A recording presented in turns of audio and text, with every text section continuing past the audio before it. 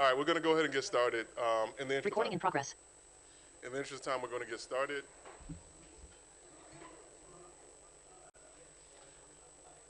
So I'm going to introduce our first speaker, our first presenter.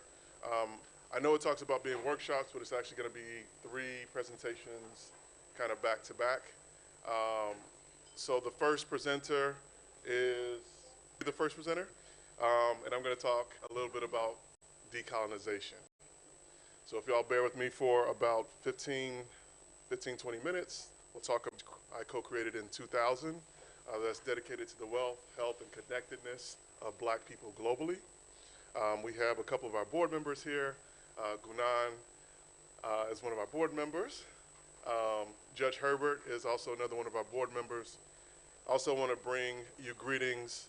I am of Felix Adeoti Oguntoye and Comfort Titilayo. This idea about, and the conversation, the narrative, the dialogue about the state of Africa, and put it into some context. I was recently in South Africa, and there was lots of talk in South Africa, or there was at least some talk in South Africa about the idea that South Africans were better under apartheid.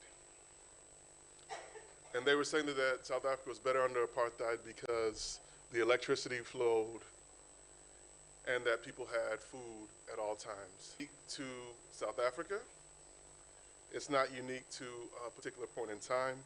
In fact, in psychology, there's a term for it. It's called rosy retrospection bias. It's this idea that the past was better than it was, and the present is worse than it actually is. Rosy retrospection bias. So this idea of wearing rose-colored glasses. We all do it. We say that the presidential candidate from the opposing party kept asking, were you better off, are you better off now than you were 4 years ago? And the United States public in general answered that question, no, and they voted for Donald Trump to be president. Even though the data doesn't support that people are better now than they were 4 years ago. They don't remember that 4 years ago, 3,000 people a day in the United States were dying from COVID, that we had some of the highest, 80% of Black businesses in the country closed. 80% of all Black businesses closed between February and August of 2020. And people still answered the question, even though they lived through it. This wasn't history books telling them, this was actually living through it and saying that it was better 4 years ago because of rosy retrospection bias. The thing about rosy retrospection bias is it doesn't help you deal with your present situation. It cripples you to objectivity. It tells us that not only were things better in the past, but they were better because white people were the ones making the decisions. Rosy retrospection bias tells us to use the colonizer's lens as our measuring stick. And if we have to measure the success of our governments and our people on the basis of white standards, we will never be liberated. We will never be self-determined. White people cannot and should be our measuring stick. It can't be what we aspire to, partially because that results in catastrophic climate crisis is not sustainable. A robust middle class that is built on the exploitation of billions of people is not sustainable, nor is it progress. So if our standards of measuring is based on what the colonial masters were able to accomplish in our time, then we're headed towards disaster. There's a Greek philosopher named Cicero that has the statement that I thought was really powerful. He said that the ideal, the dream, the goal of the person who was enslaved is not the dream for freedom. It is to, in fact, own their own slave. They pick up the traditions and practices of those who enslaved them, and that's what they aspire to. How does that play out if that is, in fact, what people are looking towards? If we take off our rose-colored glasses, we will see that the systems created by our colonizers and enslavers not only don't work for us, as I said, they don't work for them. A middle-class lifestyle in Western countries and even on the continent of Africa, people have to go to war. They have to oppress other people. They have to exploit other people, or the manufacturing of products and the processes used to create said products lead to pollution and man-made climate change. Man-made climate change is real. The problems are clear with these rose-colored glasses. But what are some solutions? First, we must ended. There was not a period of time for people to heal. People went from being colonized and enslaved to liberated. I'm going to take a little deviation right quick, and I'm going to use a biblical story as an example, as a narrative example. So this idea of when I'm not using it as a historical example. I'm clear. I'm not using this as a historical example. I'm using this as a narrative example.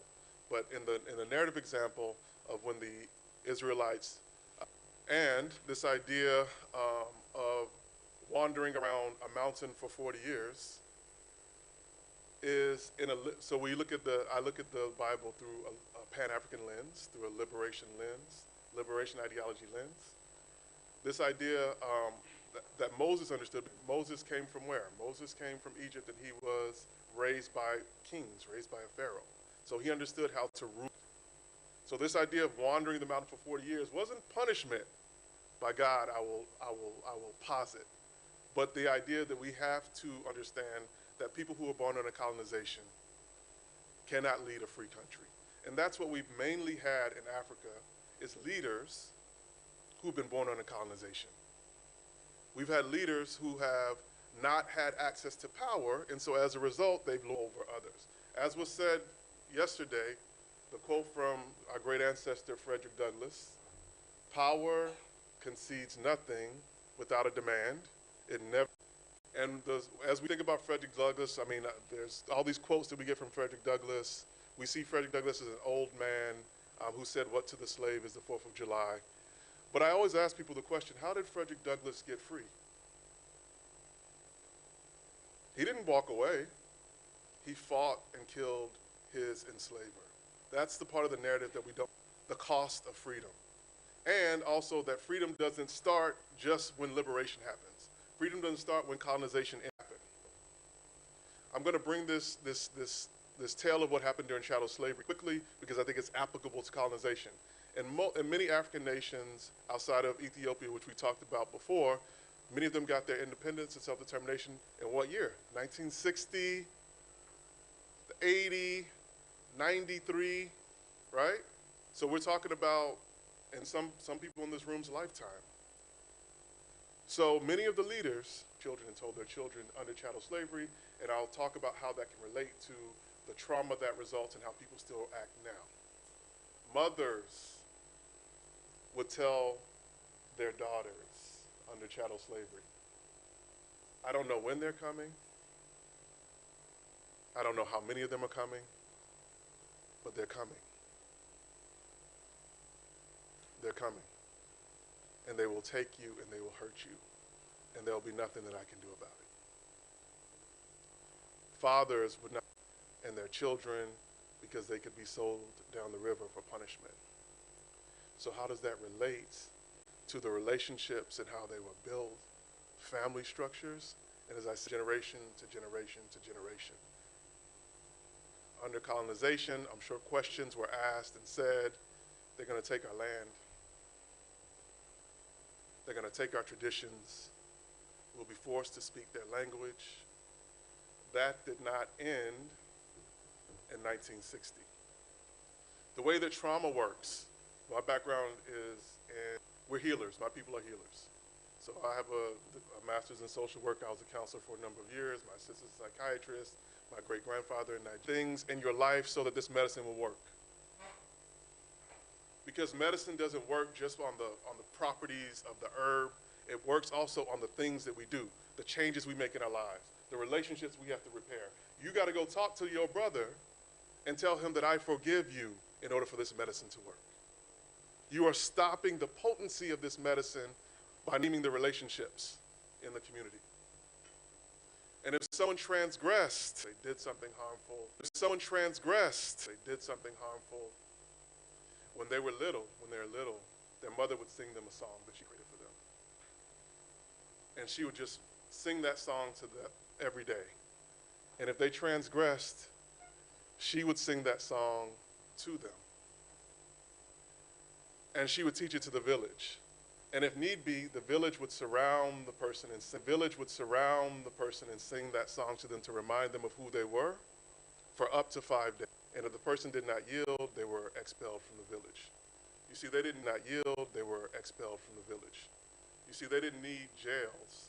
Disrupted that. The thing about trauma, and the thing that trauma does, is that it changes the makeup of the mind. The brain works differently when you've been traumatized. And it never changes back unless you get the help that you need. So that incident that happened when you were 3, that incident that happened when you were 5, that incident that happened when you were 10 is present right now. It didn't go away. The hurt that happened didn't go away. Of trauma and the impact that colonization is still having on 2024 on what happened in 1950, 1940, 1890. There was a doctor, his name was Dr. Folletti, and he was working with patients that were morbidly obese. And his job was to help them to lose weight. And he was being successful. So the patients started to lose weight. The practices that they were doing, they would fall off and start to gain weight, and many times they would gain more weight. General population. But what he found was they all had been traumatized.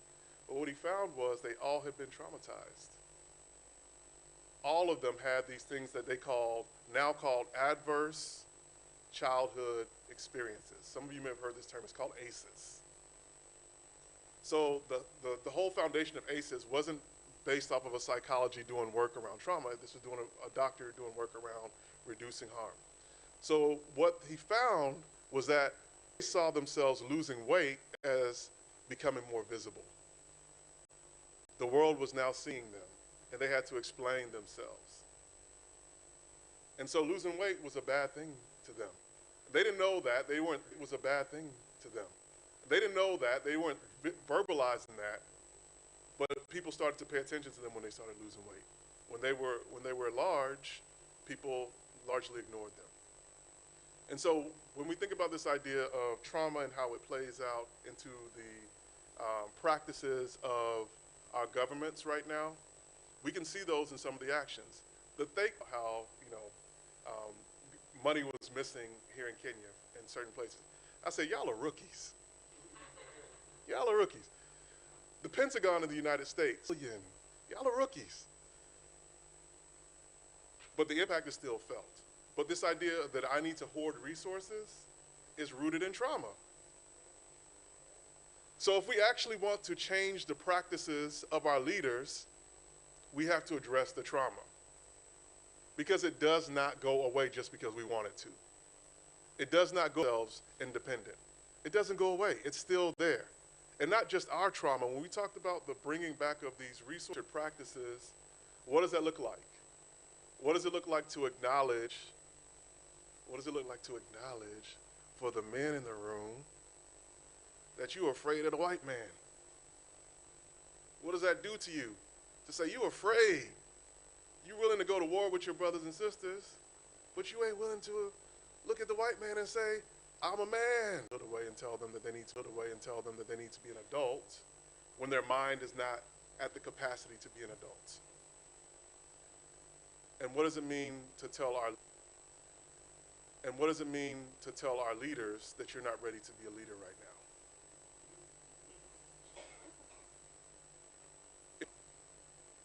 If you have still not addressed that trauma, you are not ready to lead, because if you haven't dealt with that trauma, you're going to bleed on everybody who hadn't cut you. So when we talk about this idea, I'm going to wrap it up here with this conversation about the imperative and how we have tried to operate using healing-centered practices. I'll give two examples of some of the work that we have. I'll give two examples of some of the work that we have done as an example.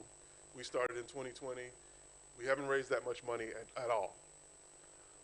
But what we do is we center the interest of black people in the way that we give. So the $50,000 grant that we may give is going to be more impactful than what Bill Gates is doing, because we are centering the interest of black people in our giving. Giving to black people and centering black people are two different things. Lots of foundations give to black people. They don't center the interest of black people. So the very first grant that we gave was to the University of Nairobi and the National Museums of Kenya. And what we did with that money, it was about, I think it was about 50 basic and intermediate Swahili language curriculum. Quick note, Adeoti, Adetunji, Aramide, Oguntoya, that's my name. That's Yoruba. I ain't Swahili. But I understood that Swahili is the most, we did that. It is the most widely spoken indigenous African language. Yoruba is important for other reasons, but Swahili is sincerely important. And so once they created that curriculum, we approved the curriculum. So in making it the first and only indigenous African language that could be taken for credit in the history of Georgia.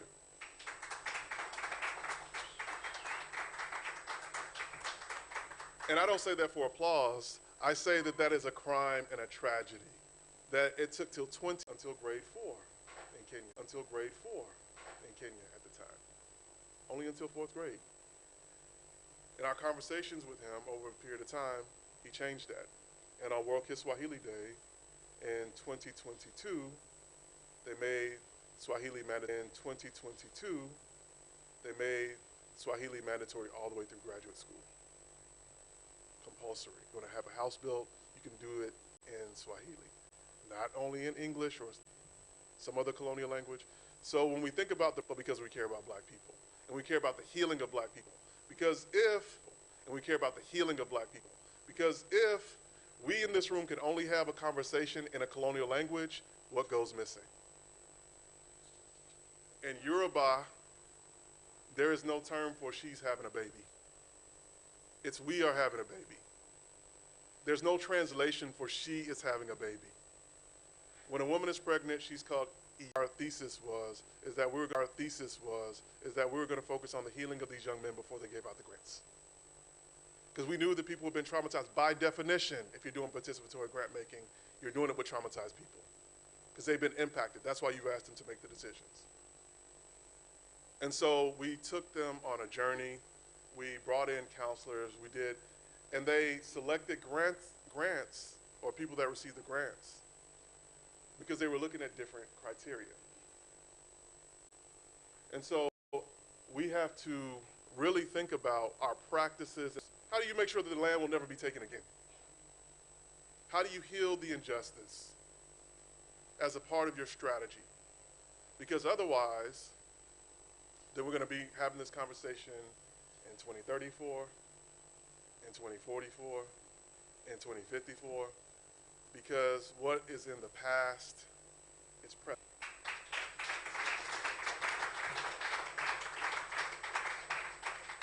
Speaker.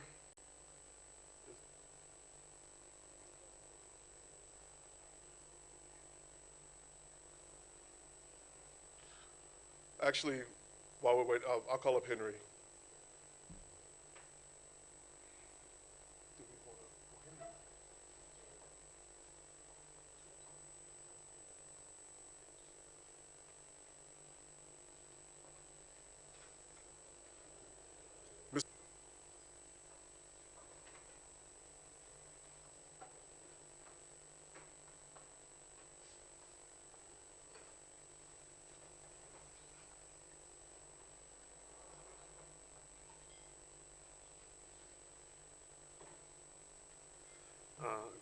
Good morning once again. Yeah, welcome back to this session. We're looking at some of the issues. Yeah, thank you. We're looking at some of the issues we can be able to address to challenge the multinationals to overcome. This is Joel Bosek. He was really unable to come. He was very busy with some other matters in Nairobi. So he has asked me to represent him, which I will not be able to fully do because he is leading the legal council in Geneva, and we were able to get a favorable ruling from the United Nations. But unfortunately, despite the ruling, there is no muscle. There was no way of enforcing the decision made by the United Nations. So the historical injustice continued to linger. Issues of the multinationals trying to sell off their land. Bosek also went to court in Nairobi, and there is a 3-judge bench that has been established by the Chief Justice to address this matter. We know that these will be dragged in court and may not these transactions with the power of politics, but we believe that if we can be able to use other mechanisms internationally, then we can be able to try and to give back our land, or at least to engage in the business that they're doing. But on the other hand, as an activist, we have been also looking at and exploring other possibilities, because the multinationals were able to grab the land and establish a thriving tea business, which Kenya is the leading exporter now of tea in the world. But we know that the multinationals have used this business to siphon revenue out of Kenya through various series of companies. So the business architecture, so that the business value chain can be held within the country. I think those are the two areas. You know, the problems that we have is that the politicians are very powerful. They have all the government machinery to be able to enforce such kind of unethical business. Trying to challenge them becomes a problem unless we can be able to explore other possibilities of partnering with people who have more weight and legal power to be able to over tea with Francis, and we can be able to explore much more.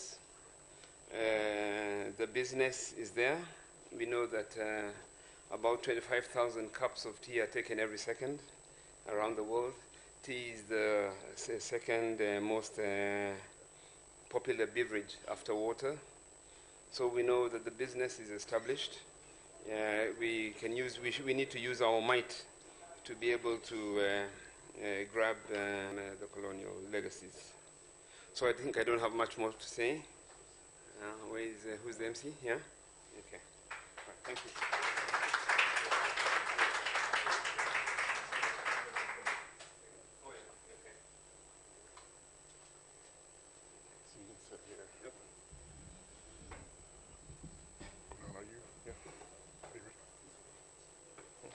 So we will have a presentation. Our next presenter will be Gunan Adem. Oh. Oh, okay, okay, all right. We'll have a discussion.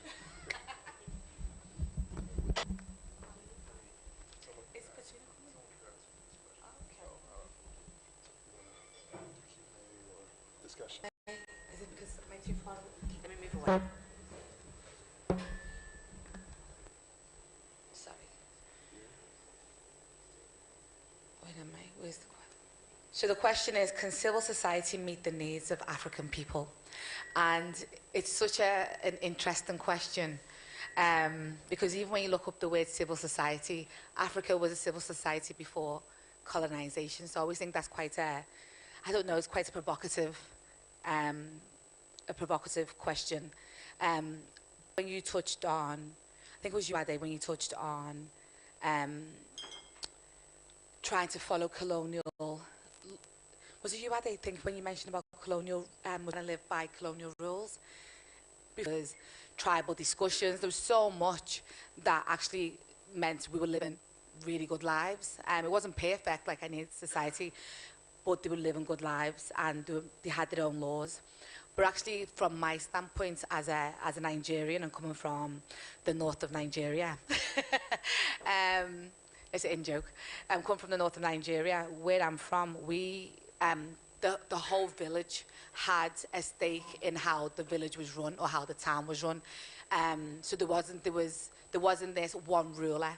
Everyone was involved, and it was when the British came to Nigeria, and especially my part of Nigeria, that they decided we needed one ruler, called what they called Tortiv. So Tor is like the leader, so Tortiv. So my tribe is Tiv. Those discussions that we would have as a village or as a town.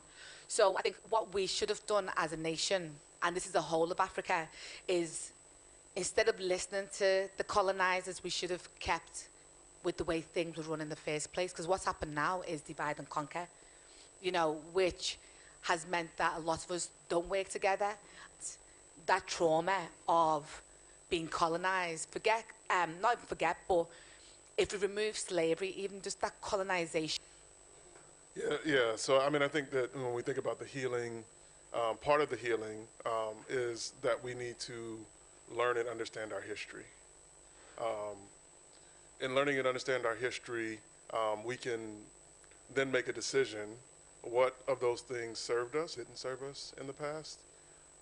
But we can't start our history with our relationship to our colonizers.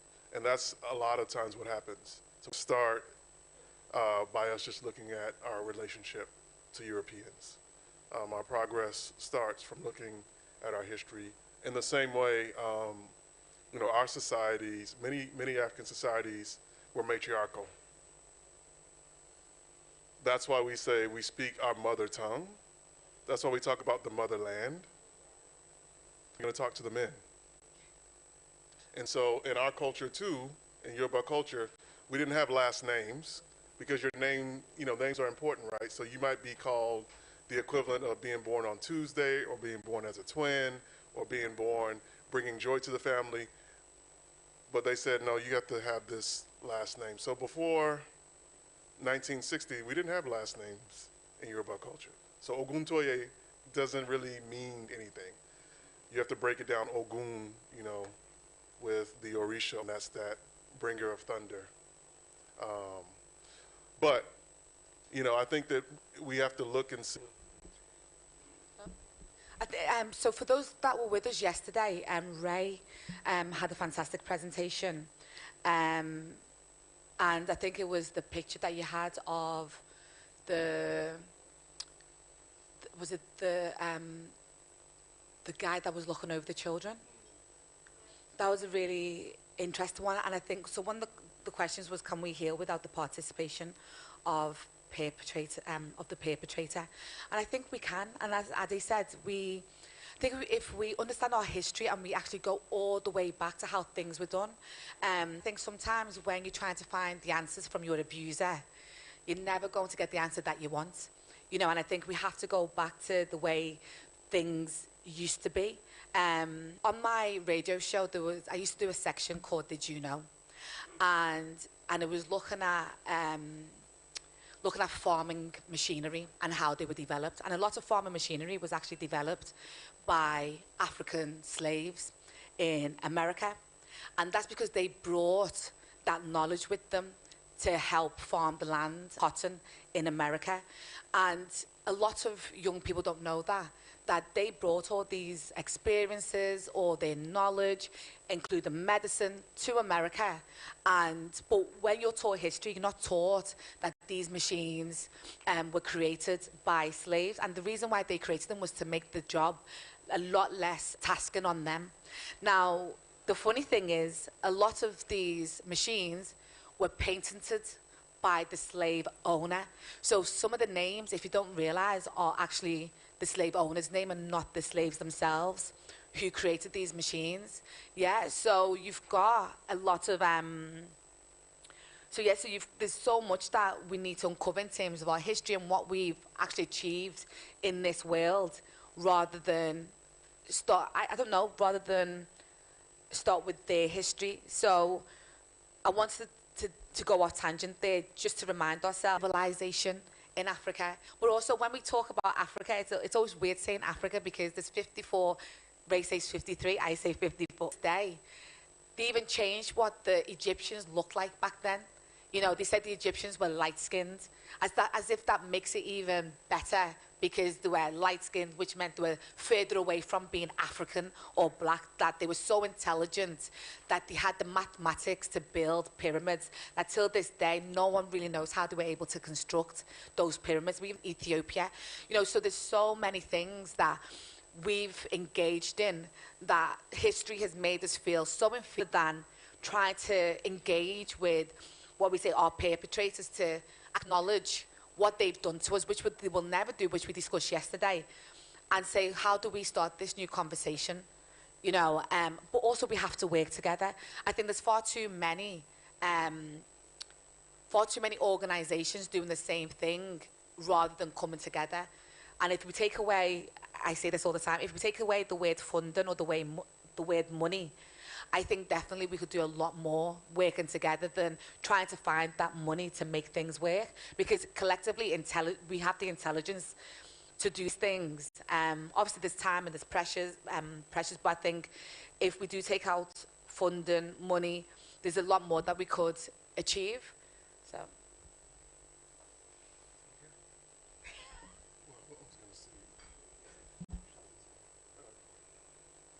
Young people, get ready. Yeah, I mean, the role of philanthropy is a very interesting role. I went to grad school at Columbia University, which was the first social work school in the country, so it's really where NGO started in the U.S. And what we learned was that nonprofits, and by extension philanthropy, was created for white men to launder money. That's the role of it, so that they could put their wives on salary and pay their salary and not pay taxes on it. But it's the same with charity. So Yes. foundations. Yeah. So lots of organizations, family organizations, or Okay. yeah, Okay. yeah. No, the chalet's good.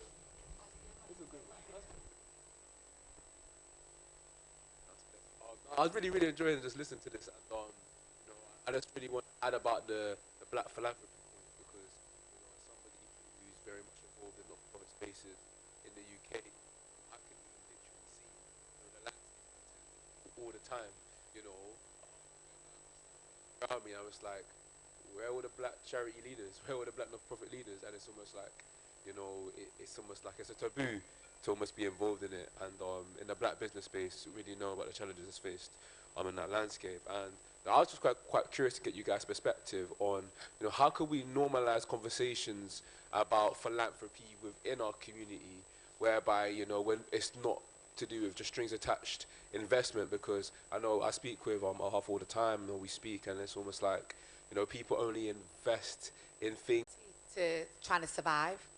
And I said to myself in last year and this year, that I wanted to be in a philanthropic mindset, which means I have enough.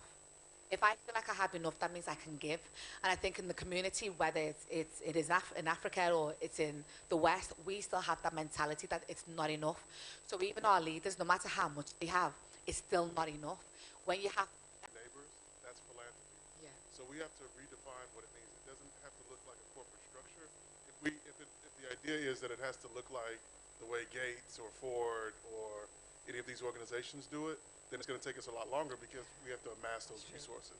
But we do it all the time. You know, I've seen philanthropy in this room. I've seen people give to other people in this room. I've seen people make sure that people have heat. I've seen people make sure that people have water. That is philanthropy. And so we have to redefine. Philanthropy means our neighbors and others will be philanthropic. So we need to think of ourselves as philanthropists, and not wait until, if I didn't give away $1 million in a night, then also the outcome. Because of me giving money to a charity that feeds someone versus me giving some of my crops to someone, what is the outcome? The outcome when I've given someone crops is I fed that person. The outcome of me giving it to the charity is maybe down the line it's going to go. So outcomes are important. Look at the outcome, and we're impacting people day to day. That's what I do. So we have to redefine and define for ourselves what this concept means, and not just say we're going to have conversations about it instead of construct this out. I love that. I agree with that. But also, a lot of us, so for me, 16, with my McDonald's job, I've always sent money back home for my cousin's school fees. Now, if I calculated all the money that I've sent back home, which a lot of people do, looking after siblings or cousins, actually that is philanthropy. But and I think that's why I agree with you, Ade. If we remove the Western words or Western meaning of philanthropy, then it looks as if we're not doing any foundation of what it means to be a philanthropic as an African. Then actually we're doing more than what we think we are. But again, from a Western point of view, I still think it is a mindset of there's not enough, but actually we are still migrants as well, regardless if we're born there or not. We are still migrants of another country. So our mindset and the psychology that's being embedded in us being in that country actually impacts how we deal with so many issues. So yeah.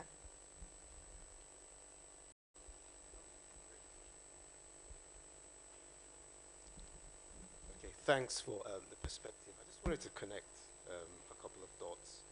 Um, Perhaps from your presentation, Ade, there's something that you mentioned that I think was quite pivotal. You talked about there's some leaders that we have that are not ready to lead. Yeah. Okay? Very, very pivotal statement.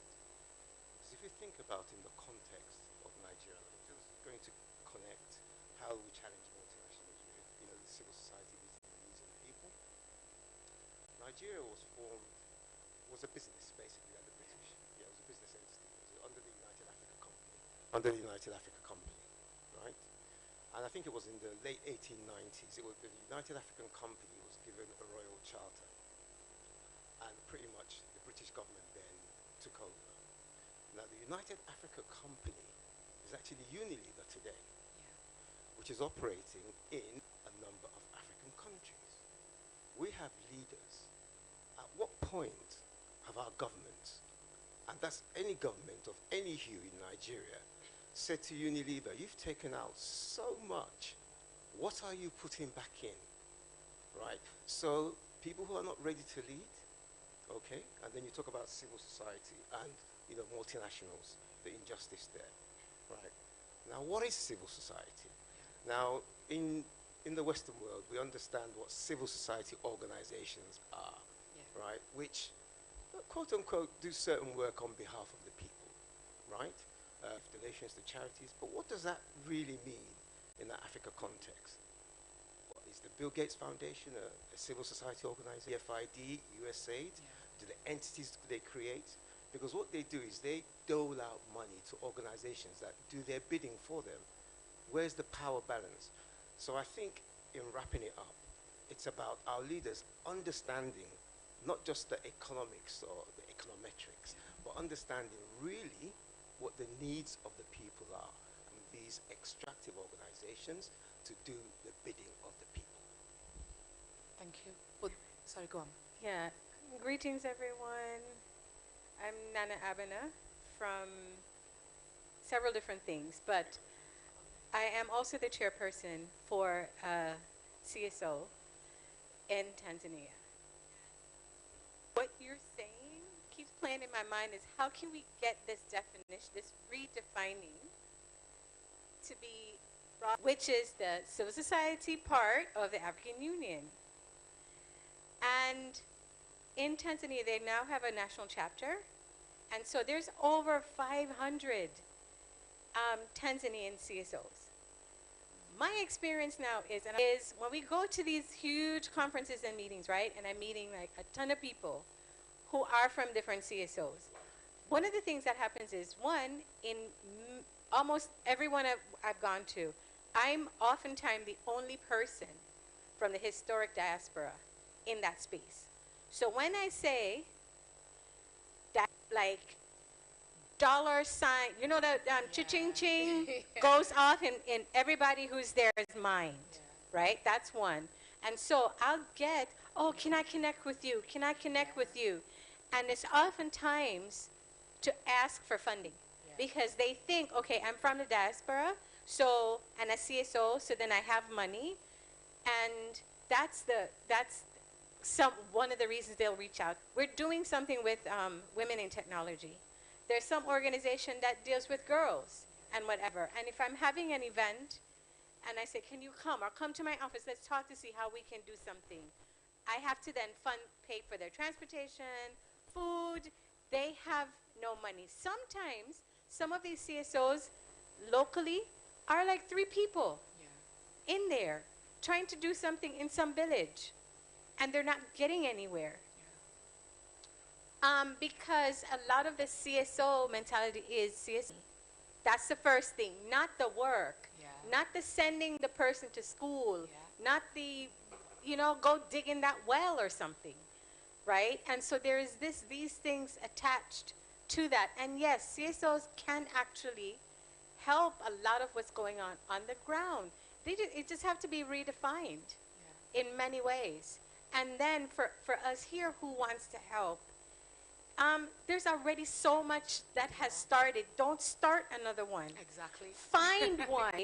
Help them to redefine their thoughts on what a CSO is and how we can make something happen, and help them to do. I totally agree with you, and I had this conversation a couple of weeks ago with another organization, and I was saying the same thing. Why do we need to keep on creating new organizations rather than organizations that are still on the ground, who already exist? But again, to support, you know, several organizations rather than reinvent another organization. Hi everyone. So Hi. From the first discussion about how we decolonize, you talked about how the colonial trauma has affected. So as she was trying to discuss about it, you can find that there are ways someone from down here is trying to deal with the trauma and deal with how to colonize African philanthropy. But I wanted to know, how do African governments and sector act in fostering an environment that supports the philanthropic efforts? Yeah. Thank you for asking. There was a conversation that I was a part of with the head of state in the region. Might have been the country we're sitting in right now, but that head of state was asking or making the statement that they wanted more people to come into the country, and so the way to do that was to just say that we're basically open for business, right? And I was a part of the conversation, but I was just supposed to be listening, right? So I wasn't supposed to be talking. And I sat there for a while and heard all the thoughts of the people advising, great idea, let's do this, let's do that. And so at the end, I still asked the question, even though I wasn't supposed to ask the question. And I said, why should anybody from abroad come to Kenya? Or whatever country it was. I said, for what reason? Because there was a slogan about come home, this idea of coming home. This idea of coming home. And so the question that I asked that they responded to was, I don't need a visa to go home. So if you used to be a reason, because I can go anywhere. We really can go anywhere. And so what is the government going to do, to your question, to create this environment that welcomes you? If this is home, then I should. Exactly. Otherwise, this is not home. This is extractive. And on the other side, we have to look at the Liberia example themselves, creating a separate community for themselves. Yeah.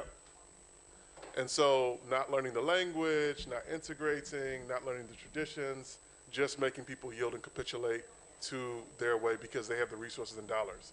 So I think the final part is be careful of who you're inviting into your home because they may not have the same values as you. So I think that you have to be clear on that part. These are the standards by which we're going to have a relationship. We're not looking for a transactional relationship. With Akala, who is a thought leader, and he discussed his early years of education, his parents sending him to Saturday school, predominantly one that teaches black heritage.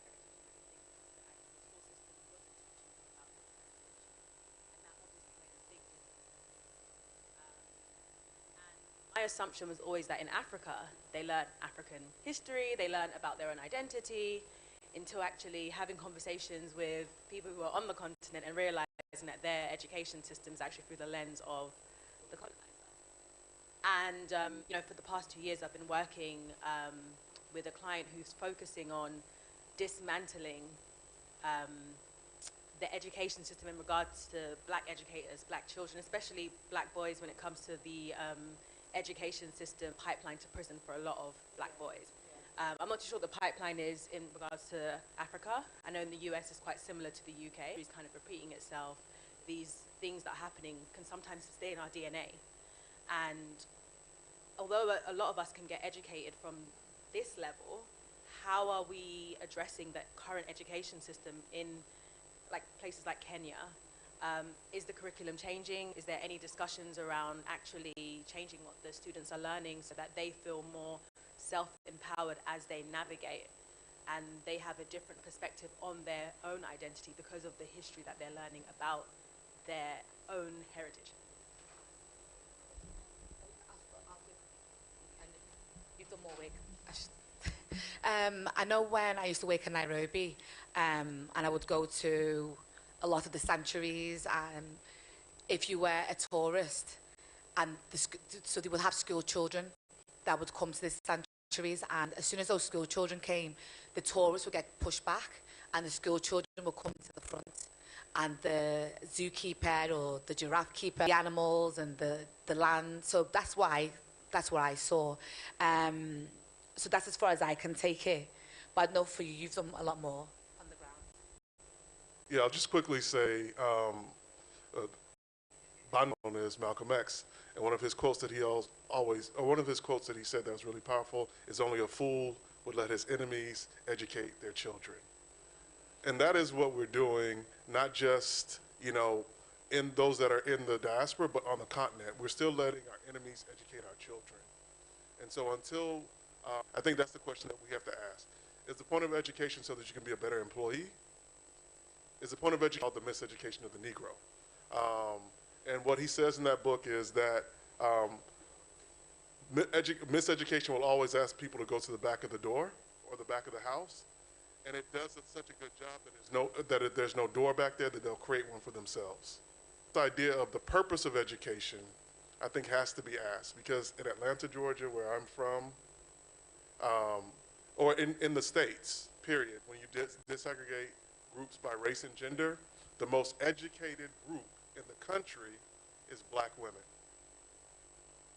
The most indebted group in the country is black women. So this education is done by causes them to be slaves to that debt. So if you are educated, we have to define all these things about redefinition. We have to define and redefine what education is, because if it doesn't lead to the liberation of your people, then you have not been educated, you've been enslaved mentally. Just have a question. I think it's more for Ade. Thank you very much for that great.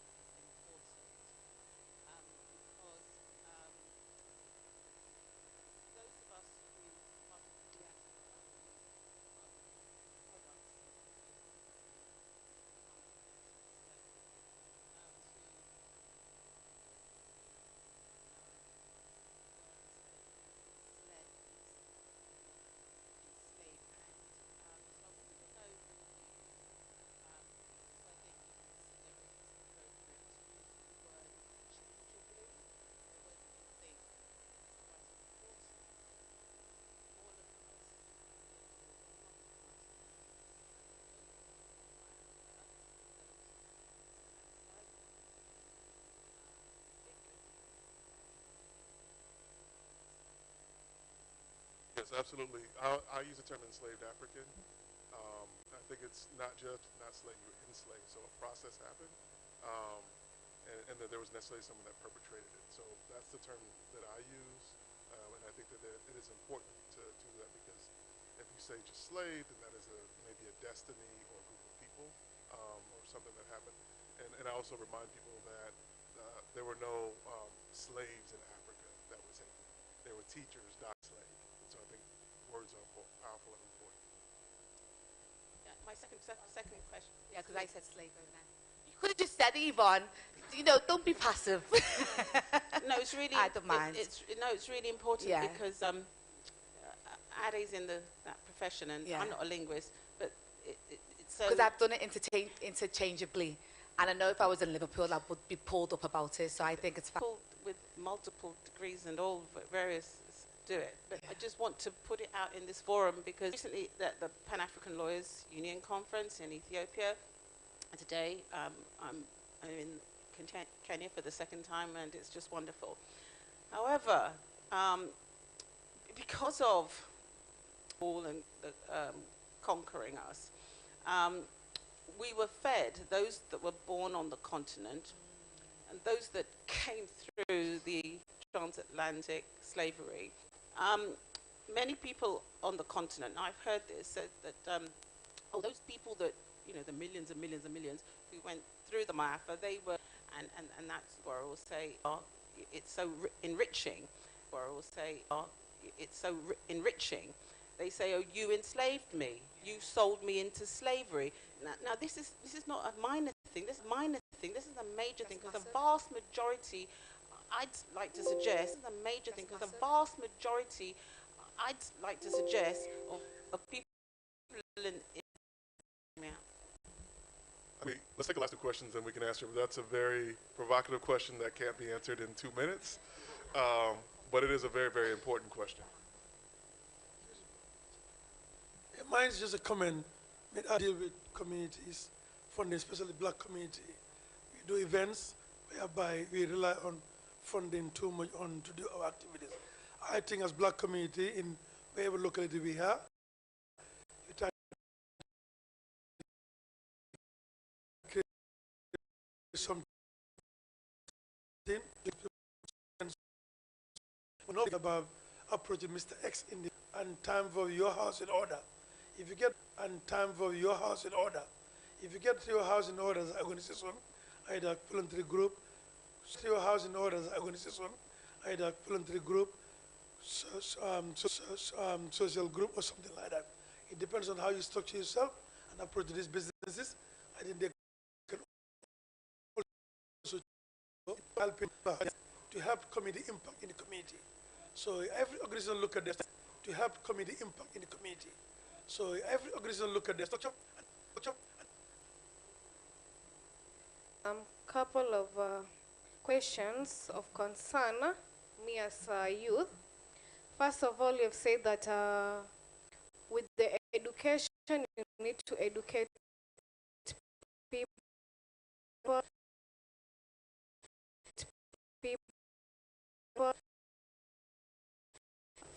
from Nairobi, here Mombasa camp, but unfortunately, for one reason or the other, I can't mention them, but you kind of, one reason or the other, I can't mention them, but you kind of, you get that they just sent this job. That is one. Speaking of, while choosing leaders, we shouldn't look up, or we shouldn't be biased maybe in our language, keeping in mind that people are still colonized, as they earlier on stated that starts with our mentality or free from the mind. So, like, are we still colonized, or are we still decolonized? Pictures or other places they come. I don't know how we can make ourselves really become decolonized. Yeah, that's all.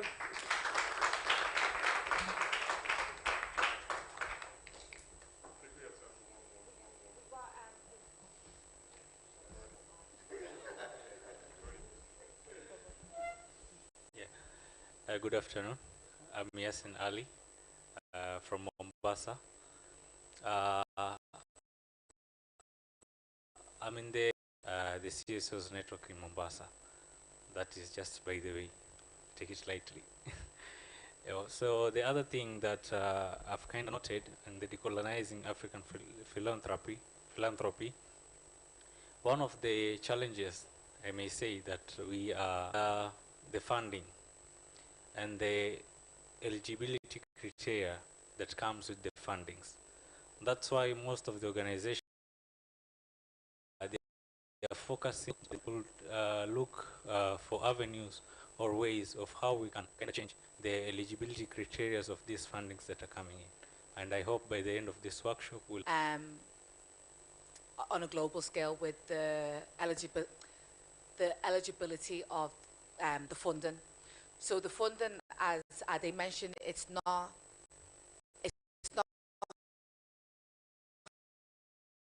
focused on a organization, and this is what people that you've worked with. So for a lot of these funders, they need to spend that money business for a lot of these funding organizations. So it is a conversation that we need to have as a whole. The community leaders, people need to have these conversations about the eligibility.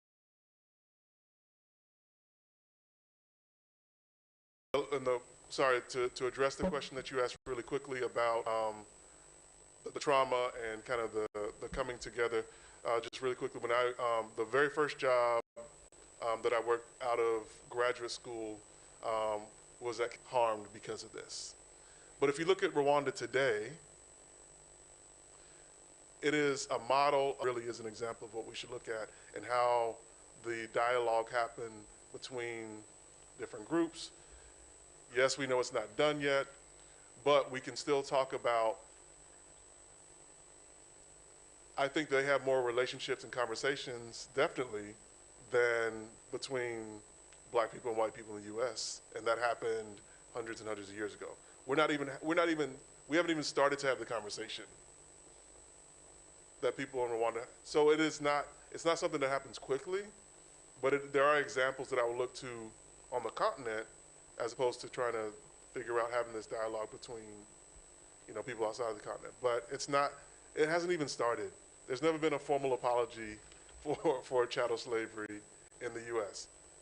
So at least people have started to have a conversation. In Ghana, also, the president of Ghana made an apology and a plea to black people in diaspora to come home. Citizenship has been conferred.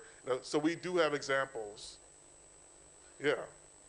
of that happening and the healing starting. But healing doesn't happen just at one time or in one instance. It can take generations, but we can start it now. So I can go ahead. I think it's time. Yeah, we're past time for lunch, but you all know where lunch was yesterday. I think they'll give you tickets again today for lunch, and I think we're supposed to be back here at 2. So I don't want to belabor it with more questions and take away from lunch. But thank you all. Thank the panelists that need the conversation over lunch and after lunch.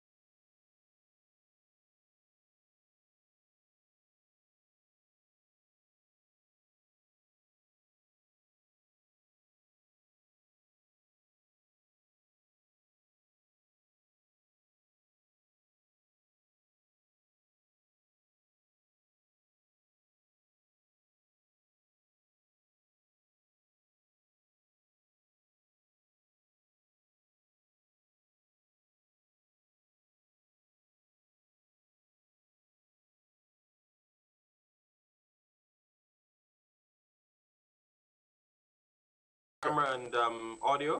Okay, and we'll let you know Until when we're you're ready. ready. Okay, thank you.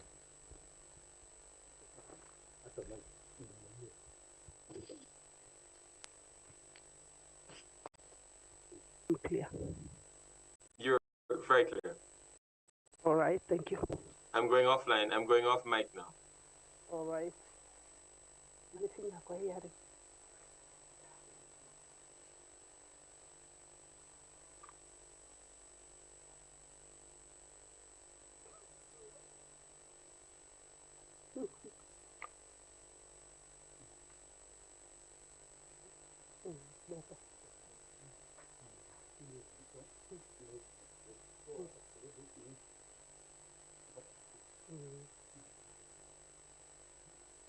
All right. I'm fine, thank you.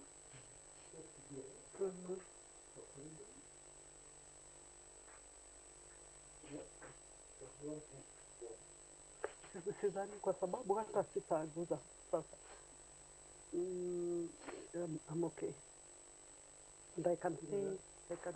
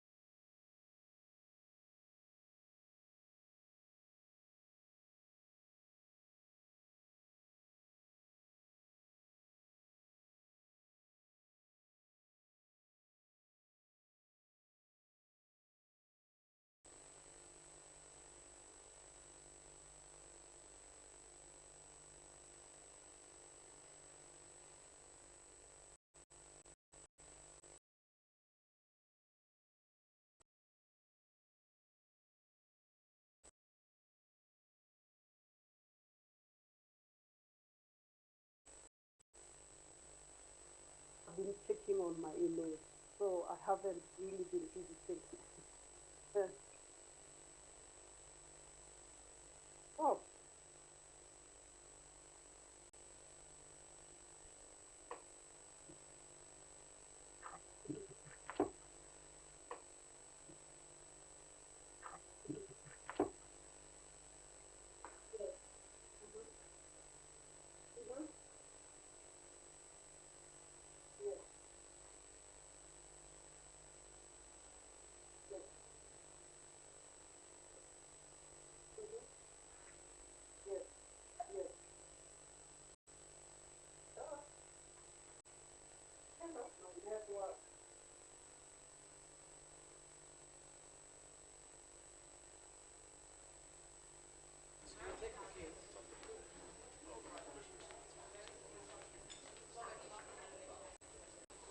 Thank you.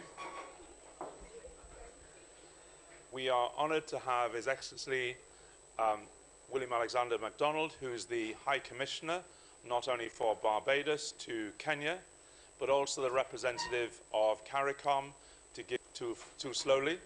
We're here. So without further ado, can I introduce you and thank you very much. Easy for me to spend time with our brothers across in the diaspora, from the diaspora in Africa.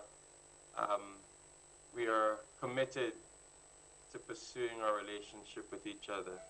In-law society recognize his presence, other distinct a couple of weeks ago, and the topic that I was asked to speak about was COP29. Can we have an African agenda? And I hope I'm correct that that's what you're coming to, that's what you're here to hear. It struck me as quite interesting because it shouldn't be the subject of a keynote address, in the sense that it is really a subject of this discussion, because it throws up, the very question throws up so many different things. The first thing that it throws up is what is an African agenda as relates to COP. And then the second thing is, are we really talking about COP, or are we talking about the climate agenda? So if I were to encapsulate what my feelings are, they would certainly be on the climate agenda, which is really COP, the COP 2029. Can we have an African perspective? This question bothered me for a long time because it assumed that Africa would have a homogeneous view of the world, in the sense that when it comes to things like climate change, climate resilience, each country experiences the climate in its own way. So for some, climate is drought, some floods, some are oceanic, meaning they have oceanic borders. Some are small island states. Some are massive countries, Russia, United States, China. Some are large states within everywhere, so Europe and so on. And then there's Africa. 1 billion people on the continent. And Africa is made up of small island states. It's made up of Saharan states, sub-Saharan states, tropical rainforests, forests, jungles, deserts, oceans, oceanic facing. And as it relates to climate, it also relates to major oil producers. And climate change and COP are inextricably linked to the production of petrochemical products, so plastics, and so on. And what will inevitably and always happen is that every other country in the world expects that Africa will demur and restrain its development in exchange for something less. Countries in Africa have not been allowed to do so, or do not do so in a way that maximizes the return for their citizens. And the reasons are many and varied. And for a country like a major oil producer, COP, and the aims of COP is a major threat to their developmental agenda. However, for small island states, Seychelles, Comoros, the aims of the COP, the address of the triple planetary crisis, biodiversity loss, climate change, and pollution, the aims of the COP are essential for its success as a country. So immediately you see there's a polarity and there's a polarization, nations and oil nations and those who are not. But there's one thing that we all know and that we all are aware of, even the producers of vast amounts of oil, is that the planet is in crisis, that climate change, we don't call it global warming anymore because climate change means so many other things. Some places can get colder, some places hotter, but the planet will change. That climate change is a real thing, and that climate change poses an existential threat for most of the world. Because most of the world are not oil producers. If they were, then countries would not become massively rich on the petrochemical industry. Everybody would have access to it, and therefore it would be a normal thing like air and water. And because oil is scarce, not like air and water, we are driving demand, and countries have vested interests in keeping the oil industry going. However, things like air and water are coming to be critical because clean air is not to be taken for granted anymore, and clean water and access to water is not to be taken for granted anymore. Kenya just came out of 3 years of drought and then had a year of flooding. The climate is changing. So the question of can we have an African agenda as relates to climate change, the real issues are what are the things that unite us as opposed to just the climate issue, just the issues relating to the production of chemicals, plastic. The underdevelopment is not an option for any nation. Barbados has vast resources of gas and oil in its offshore sector, and we believe that those are our access to global finance was reasonable, fair, just, that we would have a fighting chance.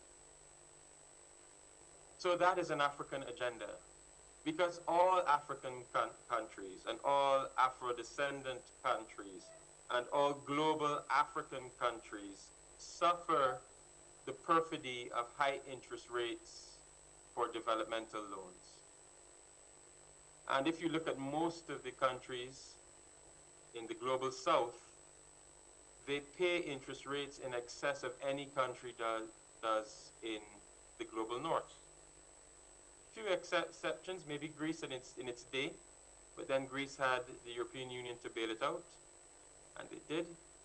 So Barbados believes that through the mechanisms of the Bridgetown Initiative, where we talk for a rebalancing of the global financial structure, where we talk of a just and equitable solution for countries that are facing the climate crisis.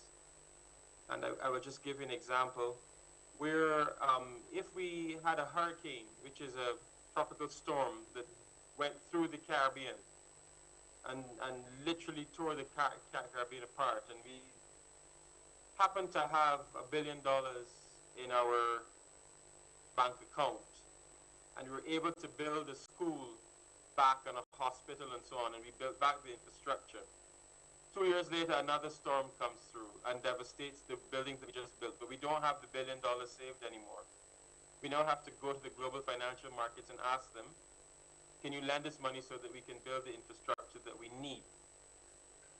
Those loans are typically given at extortionary interest rates comparative to what they would have been given in the global north. Barbados is saying that is unjust, because the climate change that has caused these storms to come through at this rate and intensity were not caused by us. The global polluters, the concept of polluters pay, is something that the global is wrestling with. And who are these polluters? You just have to look at the producers of the main consumable products and you see who they are. But polluters don't want your concern. You have to build back. And we can't, and we are saying, we can't do that every 2 years or every 3 years. We can't build back our whole nation every time a storm that we did not cause comes. So Barbados is saying that that structure of high interest rates for development is wrong. And I'm going to say that it is an African agenda because for the most part, these climate-facing struggles affect us in the global south, of which Africa lies mostly. The irony is that as tropical storms move and they move into the global north, for the first time there are hurricanes in London and in England and in the south of France. The south coast of the United States and the eastern coast of the United States are being battered almost annually by these storms, and they're now realizing what we're talking about. But America is vast. It can finance its own way out. We don't have that luxury. Neither does Africa. So when we ask about this African agenda, we have been joined by President Ruto in Kenya, as he too talks at the African Climate Summit. He too talks about this need to refinance the world and to make the world equitable, and for equity to be shared, and for people to take responsibility and to unify. So to move beyond who is making oil and who is making plastics is another issue. But the issue of plastics too is an African agenda, because there is no food that we eat now that is not infected or encrusted with plastic, microplastics. There's no African country that we know of that biodiversity is growing. There is no, that pollution is not an issue. The triple planetary crisis is in Africa. So the climate change agenda is an African agenda, but I will also want to finish with two little points. Barbados has, for the first time in the world, just undertaken a debt for climate swap. The idea of a debt for climate swap is that you will be able to access funds at a much lower interest rates across your whole loan portfolio with an institution. So if you had borrowed from the IMF will lend you money at a reduced interest rate if you use that money to invest in climate positive projects. So projects that are solar or amelioration projects, or projects that are green in their outcome, they will reduce your debt burden across their entire portfolio. So you may have been having an IMF loan which you were servicing at 7%. If you do this debt for climate swap, and all of the projects that money will finance, the whole IMF portfolio will come down to maybe 3%, saving the country millions of dollars a year, which can be then used to finance other projects which are green, which then lower the debt burden, the interest burden again. That's an innovation that Africa and African countries can look at. It pushes the envelope to talk about global justice. It pushes the conversation to talk about equity and to finally have some way of dealing with these climate crises. I don't know how many dams Kenya can use to trap the water that is the rain that is falling, so in the future the levels of drought would not be so high, or to help to manage the river structures so that overflowing and so on are not issues. We want to also finish by implying that the concept of an African agenda, I will finally put it to you that Africa does not stand alone. No man is an island and alone. No man is an island unto himself. We're all part of a continent which we are joined. And maybe this conference would resonate, this idea would resonate most, that any issue that becomes an African issue is really a global issue. Africa has always been the cradle of development and thought. At times it loses its way, and it rebuilds and it ascends again to its leadership role. As the mother and father of mankind, Africa has a natural role of leadership. So when you see things that are affecting Africa in that coal mine, Africa's crises are warning the rest of the world, if it's happening to us, it will ultimately happen to you. And as a result, and as a consequence of that, when we talk, can we have a global, an African agenda, you're really talking about an agenda for all of mankind, a human agenda. So the question is, COP29, can we have a human agenda? Or climate change, can we have a human agenda? Because all of the talk has been very parochial. All of the talk has been very parochial, very interest-based, but has not realized that even as, you know, this concept of Ubuntu, I am because you are, if Africa succumbs to the climate change issue and is fobbed off as not important, the world suffers. So in closing, yes, a human agenda that encompasses the concerns of the world. So from the perspective of my country, as small as we are, we understand that we are part of a larger picture. And even if, as we go down and succumb to the delayed gratification of a COP29, some people say it's a deferral of failure rather than a move to success. So we are just pushing our failure further and further down the road, but we're not making progress towards success. $300 billion in funds when we were aiming for 1.3 trillion. Yes, 300 billion is not a small amount, but 1.3 trillion is the number that we need. So to you, my final thought would be that let us not be narrow and consider the African position alone, but we also have to consider that Africa is humanity writ large. Africa's failure is a failure of human beings. African success is a success of humanity. So can we have an agenda? Not can we must. And I thank you for your time.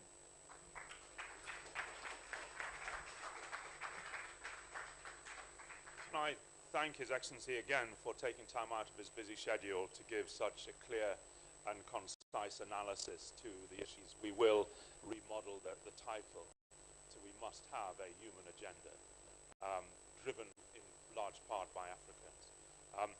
Thank you very much. You're welcome to stay for the debate if you have time, and we look forward to seeing you and wish you all the best and Barbados all the best in 2025. Thank you. Thank you, Judge Peter. I can stay until 3 because I'm desperate if anybody has any questions, because it's a concept that it's just actually fulminated in my head as I was looking at this topic, and I want people to test and poke it, because it could be one that I would want to promulgate beyond this thought. So that I would dearly like if there was any concerns or questions, I'd love to hear them so that I can refine my own thinking on that. You know, we don't have ideas, we learn together. So maybe I'll stay until 3 and then I have to go. Okay. Thank you so much. Fine. Well, look, our other panelists are online, but I'll just ask them their patience for 20 minutes while you answer some questions from the audience. Our panel from NEMA and a senior university lecturer, Jacqueline Coyne, Resilience Alliance, the Alliance for Science, who joined us online. If I can ask those 3 just to wait patiently. And audience, now it's down to you. Can you please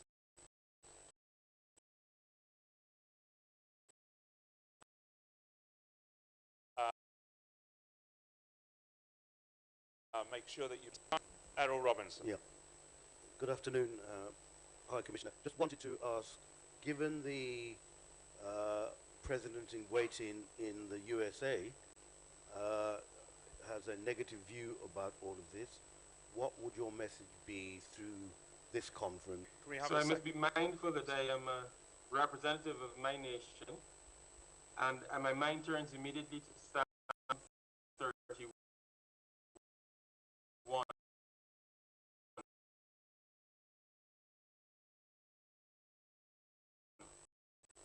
It would be different to anybody who's coming into the position of leadership in the world, and that is we all have a stake in where we go. Lack of action in climate issues creates other problems further down the line. So, for instance, if small island states become overwhelmed, we don't have anywhere to go. We have to get on a plane and fly somewhere. And usually that place, especially for us in the Caribbean, is north. So if you don't want the problem of Caribbean people coming to your doors, help us to deal with these issues where they are. We don't want to deal with climate change for our country while we reside somewhere else. But I think that the crisis that the world is going through is pretty clear, and that the actions that are going to be taken not only by the United States but by China, Brazil, Russia, European Union, Kenya writ large, Asia, are going to be critical. So which is the point I was trying to make, that it is not up to a single person, but it is really up to all of us. And in the most positive light is that maybe by countries who are powerful not participating in the climate this discussion, it forces countries who are smaller and weaker to take stronger action, new and creative ways to deal with our problems, and to move ourselves forward on our own, except that everybody has to do what they have to do, and they bail themselves out. The counterpoint to that is, we didn't cause the issue. You, the polluting party, should have a major part in helping us out. That is, if you hit somebody, no matter if you did it by accident or if you did it deliberately, you know, the law courts see that you caused the problem. You have to make the person whole. So for us, those are the concepts that we work with, and we hope that the world will move on to the point where we realize this is not something to be played with, because it is really an existential threat to all of us, not just some of us. We've got 3 other questions very, very quickly, and then we'll take them together if we can. So this is quite a loaded question. One of the early days, Africa and the Caribbean work better together. Would you have an example to tackle climate change or sustainability, or any kind of political objectives? Can we just take the other 2 questions? Thank you.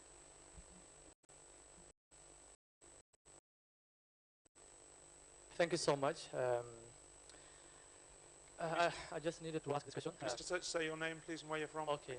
My name is Abdulsalam Ahmed Sheikh.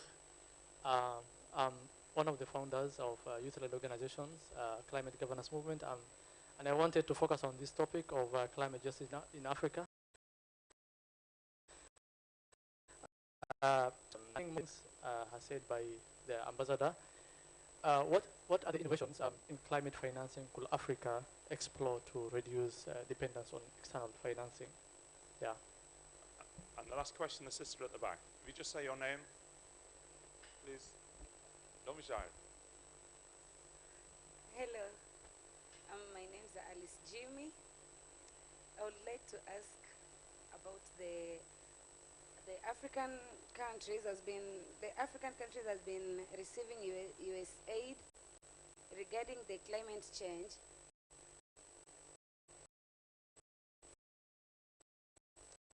So my also the because the So those are the 3 questions. Do you have those? I do. Thank you. So the first question I'll deal with is the last one, USAID, where is the money taken, and accountability. Fortunately, I don't have to answer that question.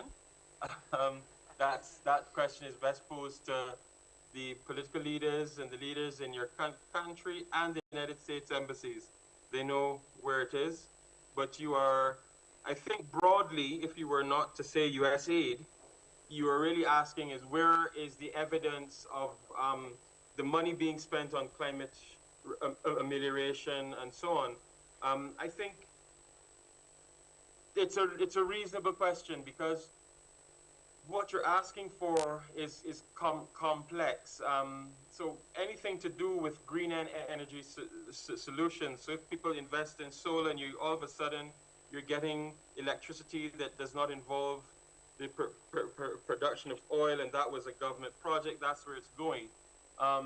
You, I think, are hinting that there may be corruption in the process, and that is a problem that all countries, not only African countries, and I urge that people, because you live somewhere, you tend to localize the issue, but corruption is a global issue.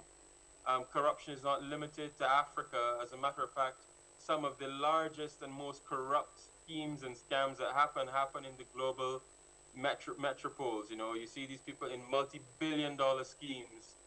They're just very sophisticated, and people, you know, call them all kinds of different things, but they are, at the end of the day, scams and schemes. So we have to be very careful when we say and localize African corruption is the only corruption in the world. It's not fair, but it is a reality, and for countries that have very little, we can't afford corrupt practices. So I think that question really speaks to the broader issue of how do we manage corruption, how do we eliminate it. I know that every country in the world is dealing with that issue, some better than others, and I think that is something you need to keep your eye on. It's not only in the climate. And we talked about investors in climate. What can we do? And then this idea of better together for climate change. Are there any examples? So the question is really two questions, and it's really one about one thing. These are my views. Are there examples where the Caribbean has led the way or pointed the way for Africa? We constantly so in my reflexive point is we don't lead by ourselves. We co-lead. So Africa and the Caribbean from the Lome days and onwards have been almost in a reciprocating relationship where we at times run further ahead and we wait, and then they run further ahead and they wait for us, and at times we run together. A lot of the thinking that comes about for climate resilience and also things like climate financing are really a combined anthem of the two continents, or the two parts of the world. And it's not only Africa, it's also Asia, it's also South America, it's also, so this idea that ideas come by themselves from nowhere and we have to then share, and we have to, it doesn't really work that way. I think in the diplomacy of climate finance, we're always testing each other to see how far we're willing to actually go. Can you make it better? Are you willing to support us on this one? How do we reshape and renegotiate the language that comes up with a position that we all can benefit from? For me, and it's just a biased view, and you'll admit the flag I have behind me tells you where my bias is, the idea of the Bridgetown Initiative, which I should point you to, this idea of really taking on the global financial structure and saying it must move forward. It can't be the Bretton Woods people again telling us how we manage not small things like debt, but we're talking about managing your very existence on this planet. That's a big thing. You know, so you can't apply those models of saying, yeah, a hospital is going to cost you $100 million, 2% interest rate over the next 30 years, blah, blah, blah, blah. That's a transaction thing. We're talking about, shall we live or shall we die? And I think that what you see is probably the most interesting developments are when, say, for instance, Kenya France and Barbados got together in Paris 2 years ago to host a global conference on climate finance. And out of that, the British Initiative came up. And then you have the other view, which now says that President Ruto in Kenya is now holding the first African Climate Summit, where ideas that have been taken from Paris and beyond in the COP28 had fed into the innovations that were coming out of that. So, the idea of the debt for climate swap is an innovation. It's not been done before. We did it for $600 million. Africa has billions of dollars that they can put behind it. How do you extricate yourself from the financial clutches of the regular lenders is a question much more in how does Africa mine its own minerals, extract its own value and get maximum value for it? How does Africa take advantage of its natural resources and not have an interlocutor that is based in the north, but that it has its interlocutor that's based in south-south? Simple questions like, is there an African dollar? Can all trade be done in the African dollar? It comes down to the finances of that. If you could have all trade being done in the African dollar, then you don't have this massive debt that you have to find foreign exchange for, so you have to have an interlocutor outside. Are Africans willing to trade with each other, physically trade, swap things for other things? Are Africans willing to say, we are willing to travel across borders seamlessly so that labor can be done in its most efficient way without visas and all of these things? Has Africa decided to create one of the big issues in creating bioeconomies is your transportation links. More than growing closed systems of things, how do you move those things to other places freely and quickly so that your economy blossoms? So the idea of intercontinental highways that are unencumbered by tariffs and immigration and custom stops and all of those things is something I think that would be an innovative approach to unlocking the potential of Africa. So I know those ideas are naive and probably they've been around for almost 100 years now, but we still haven't seemed to get there yet. And I think that the danger of getting there that it poses is greater for the people outside of the global south than inside the global south, and therefore it possibly is the reason why it hasn't gotten off the ground.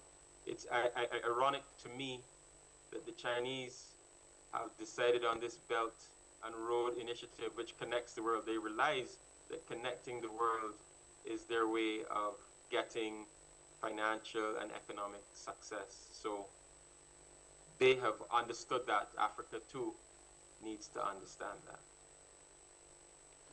Thank you. Can I thank His Excellency for their presentation, staying to answer those questions. Really appreciate your time and commitment to the issues, and know that CARICOM and Barbados is well represented, and Barbados is punching well above its weight internationally because of you and others' efforts. So thank you very much again. Thank you all very sincerely, and I do apologize for not being able to come to beautiful Mombasa. I would have loved to have been there, if only because the climate there replicates the climate of my little island state, and I could imagine in the afternoons when you all are finishing up, you go and take a little dip in the sea, which I'm dying to do. So thank you very much for inviting me. So I've had a little piece of paradise by being here with you. Thank you. We'll enjoy it on your behalf. Oh, don't. Thank you. Thank you once again. Take care. Bless you. Blessings. So can I ask the panel to log on, if they're not already logged? Adan, lead environmental expert from NEMA.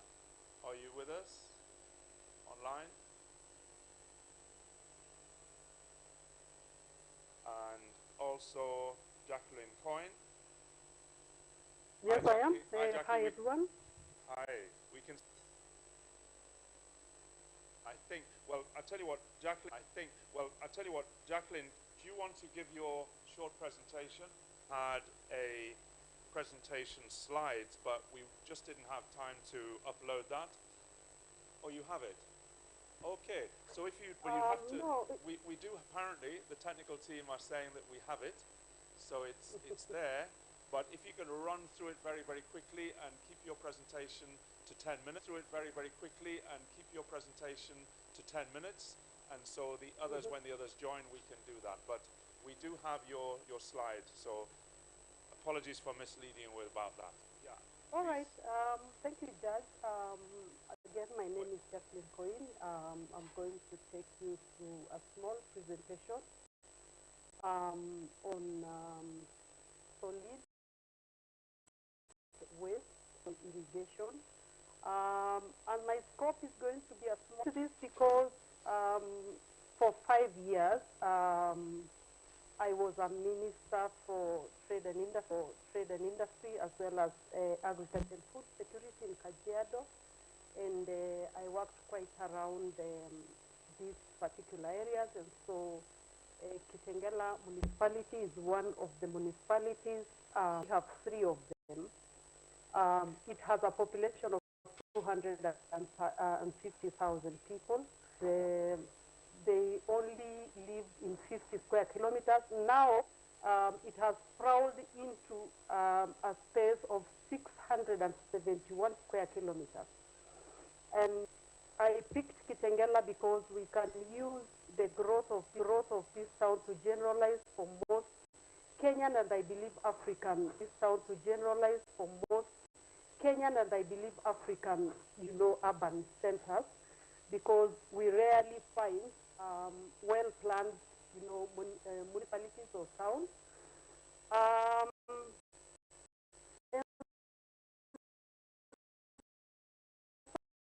So basically, I would need to point out that at the residences, at the source of waste, the municipality works towards designated, dump sites that are run by government, where they're expected to be treated and disposed of. But here is the reality on the ground. One of the shortages is that there is inadequate collection points. In the residences, slum areas, you will find that they do not have this ability, and illegal and undesignated dump sites. A lot of times behind residences, and in these areas where you find open burning, very common, especially with paper waste and this kind of waste. And so, and environmental effects that open burning, has. And for we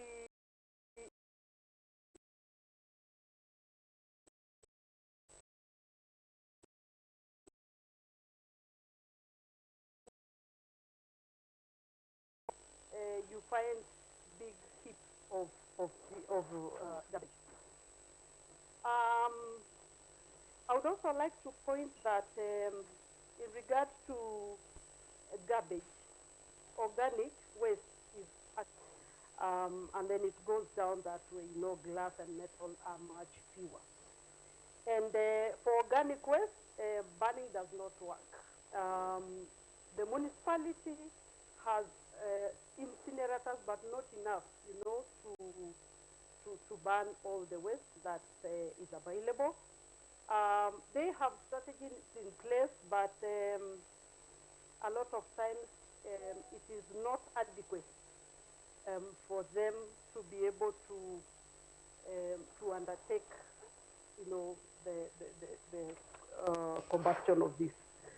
I would also like to point out that among the strategies they have is connecting the actors within the waste management, systems, because there are actors. You will find that there are people who scavenge to collect and deliver some of these waste to recyclers. And communities, actually there are communities that live around the dump site that are heavily involved in this. Initially, before, the realization that actually recycling, is a way of getting rid of waste. In Kenya, there used to be a word that is used for people who handle, these actors, because a lot of times you find people who don't exactly look very clean, who always have a sack, and they go collecting the plastic bags, or sometimes bottles, and they were called chokora, meaning, they scavenge around the dustbin. But the strategy is that those scavenging families and all the actors are brought together, including the factories that do recycling. I would also want to mention that the organic and kitchen hotels waste a lot of times cannot, be disposed or dealt with by combustion. And we do not have enough value addition in regard to manufacturing of fertilizer and black soldier fly using this, and therefore the need for partnerships in order, to add value to what can be an environment hazard to more useful, uses. A lot of those public disposal sites are actually dump sites, and potentially they can become landmines, and it can be a bit monitor, but as we are all aware that, and having stated that a lot of these urban centers were not planned from the beginning, they have challenges of, resources, and we have seen, like in Gong, in Kajiado, one major dump site was turned into a landmine, and all, the waste was, buried, underneath the ground. I don't know whether I talk about water harvesting as well. No, if you could, sorry, Jacqueline, if you could pause there, please. Sorry, because we ran over time. So yes. We want to have some questions on the two other presenters. So could we hold your presentation, your thoughts for the moment? I apologize for that. But we have two other presentations just to hear from. So could I ask just to pause, as I say, thank you. Can you give Jacqueline a round of applause, please? Thank you. And we did actually manage to see your slides, so we have had that as well. Thank you. Thank you. Thank you. Could I just move on to Dr. Aden Ali, please? And if you can begin, as I say, a short presentation, if you can, and then we'll try and get some questions in before the session ends. So Dr. Ali, are you there? Can you hear me?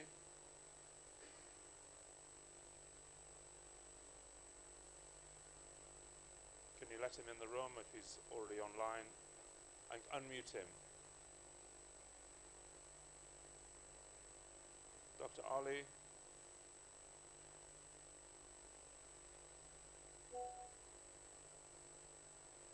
Dr. Ali, are you there?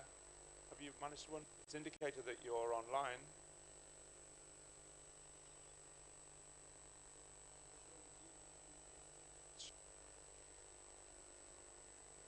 If not, if we can try Joy Quetch.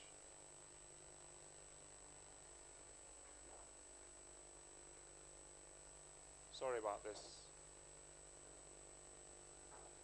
One of the hazards when you have people presenting online, I think. Technology. Yeah, well, yeah.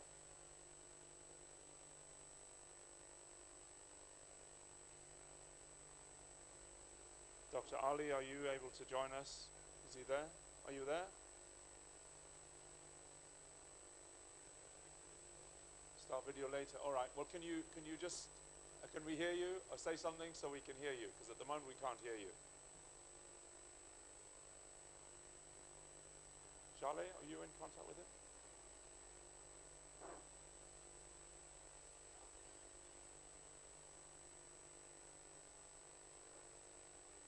bear with us, and I'm sure they are here and they do know, so we're talking to both of them.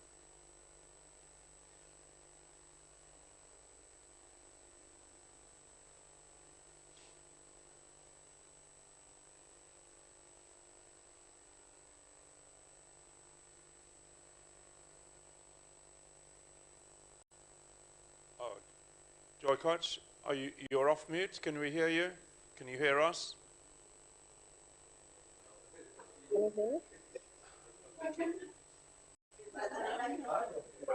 Hello.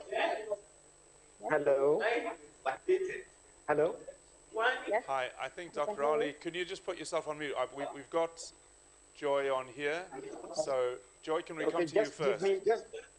Just give me 5 minutes so that I connect my system. Right, we'll put you, just connect your system. We'll put you on hold. We've got Joy on live. We can see Joy, so just put yourself on mute for a moment. Joy, it's over to you. So, Joy is from Mombasa and an environmental expert. So could you just introduce yourself and keep your presentation to around about 5 minutes, and we'll try and take some questions. Thank you. Okay. So, thank you so much. My name is Joseph, and I am the co-founder of an organization in Mombasa called Blue Earth Organization.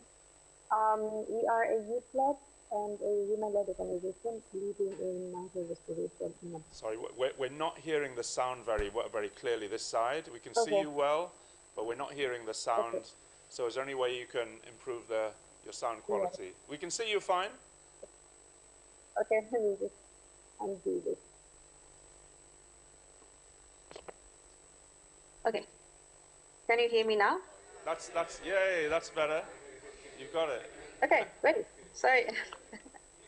Okay, so I think I'm going to repeat again. My name is Joyce Quiet, and I am the co-founder of an organization in Mombasa, based in Mombasa. It's a youth and women-led organization called Blue Earth Organization. And what we do in Mombasa, we are in mangrove restoration as one of the actions that we take to deal with the impact of climate change, especially coming from Mombasa. We know that we have experienced heat waves due to climate change. We have experienced floods. And so we took into mangrove restoration as one of the actions, because like when we talk about climate change, what do we do? What do communities do? What can young people do in order to deal with the challenges that comes with climate change? And so that is one of the things that we do in order to connect with people, in order to connect with young people, in order to connect with communities. And so coming into this conference, I think I was asked the question, what is Africans' position, especially having been at COP29 this year in Baku, and also having been at COP16 also at the CBD, the Convention on Biodiversity in Colombia, a few months ago. I think the gentleman that spoke before me spoke about that the climate agenda is an African agenda, right? And that is perfectly said, because when we talk about climate change, African countries and the global South are countries that are mostly affected by climate change, even though they contribute very little to emissions. And so really, what is our position? Why do, especially going to COP29 and seeing, I wasn't very much involved, I'm not very much involved in negotiations, although I am, working into learning how to follow these negotiations. But the African's position also was very firm, especially when it comes to climate finance, especially with the new collective quantified goal, which was, of course, calling for the countries that have been emitting emissions for the longest time to contribute to climate finance. And that was in billions. But we ended up just having a small fraction of it, which is 300 billion, which, of course,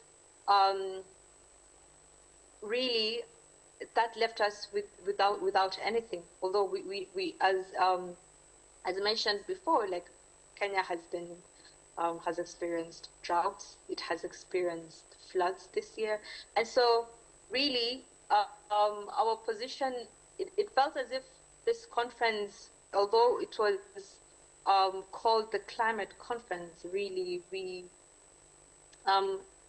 not only Africa but also the global north left this conference without any form of climate finance. When we look at what the Paris Agreement really states, it states that we need the global north countries to contribute into this fund. And when we talk about climate finance, we are not, I think sometimes people think that we are in a position where we are begging, but it is not. Climate finance is, as the Secretary Attorney General says, it is not charity. It is money that actually was agreed upon in the Paris Agreement in order to help countries, because the global north countries have really developed through destroying our planet, and so they have developed this way. And so when it comes to making sure that finances because like they have developed, and right now we are at a place where we are suffering the most. So it is just a form of solidarity. So climate finance is not charity. It is showing solidarity towards the countries that are mostly being affected. Another thing that we were also pushing for as a young person is the loss and damage fund, and making sure that really a lot of money is put in adaptation. There's adaptation and then there's mitigation. Adaptation means that we are adaptation means, recovering from the effects of climate change. And then there's this mitigation, which we are, trying to reduce emissions. But in Africa, really what we need is adaptation finance, because we have countries that, islands, we have communities that have suffered from droughts, we have suffered from climate, and they are all back to back. So we need the operationalization of the loss and damage fund. We need climate finance to really go into communities, to directly go into communities, and to make sure that they are shielded from any other further loss, the loss of their livelihoods, the loss of their loved ones. And I think, honestly, I think I do not know what else to say, because I think I have so much to talk about, especially when we talked about, the gentleman that spoke before me also talked about how loans are coming and how climate finance is really coming. We see that the way we need to, and as we talk about doubling finance, we're also talking about, you see, countries that are going to be responsible to, I think last year in COP28, we decided that, like the World Bank was the people who are going to be holding the fund. But you see, the way World Bank was created a long time ago, it wasn't created with, of course, we weren't experiencing climate catastrophes at that time. So the way we need to double finance, and the current system, or the way World Bank is giving out loans, is still giving out in form of loans. For example, countries like the Philippines right now, they are experiencing their fourth, I think, cyclone or something. So how do you expect a country like that to come into knocking your doors? And we know that if they need money, it's in form of loans. So these systems needs to change. Climate finance needs to come as sustainable and equitable climate finance without any form of loans, and it shouldn't come with so much, what do you call it, conditions that you need to do this in order for us to give you this money. So I think until there, I'm going to have to leave. Thank you. Thank you very much. Can you give Joy a round of applause, please? Thank you. Thanks. There's only one thing, Joy. You say you're from Mombasa. You should be here. Yes, I'm sorry. Say if you're in Nairobi, but otherwise we'd ask you also to come. So if you can do 5 minutes, and then what we do, we'll take a break, and we'll go, because we know there are workshops afterwards, and we may be able to get Joy to either come from Mombasa urgently or join us for a workshop. All right, thank you. Dr. Aden, over to you. Can you hear us? May I start? Yes, you can start. Yes. Is my voice clear? It's very clear. Your picture is clear. Voice is clear. Thank you. Thank you so much. First and foremost, let me take this opportunity to thank Bandung Africa for consistently organizing this conference series for now a number of years, where global scholars who have interests of Africa at their heart are meeting to dialogue, to prevent dialogue. And I think this Bandung Africa, this conference can be labeled as it is time for Africa. When I say it is time for Africa, things that required life change so that we are proud of our identity, we are brave to utilize our resources, we are brave to be resilient to any form of manipulation. I think that is the direction which the intention of this conference is. I was requested to briefly on waste management, water harvesting in Africa from environment and climate justice point. And I would like to start with the waste management very briefly. As you know, Africa is a very big continent with billions of population. Annually, it is projected to generate around 174 million tons of waste, where 70% is from urban areas, 30% from rural areas, with the annual per capita of 0.1 to 0.65, sometime up to 8 or 9, and where there is a lot emerging opportunities under the climate change. Recycling is emerging as an opportunity to drive job creation, improve livelihood, create wealth, and etc.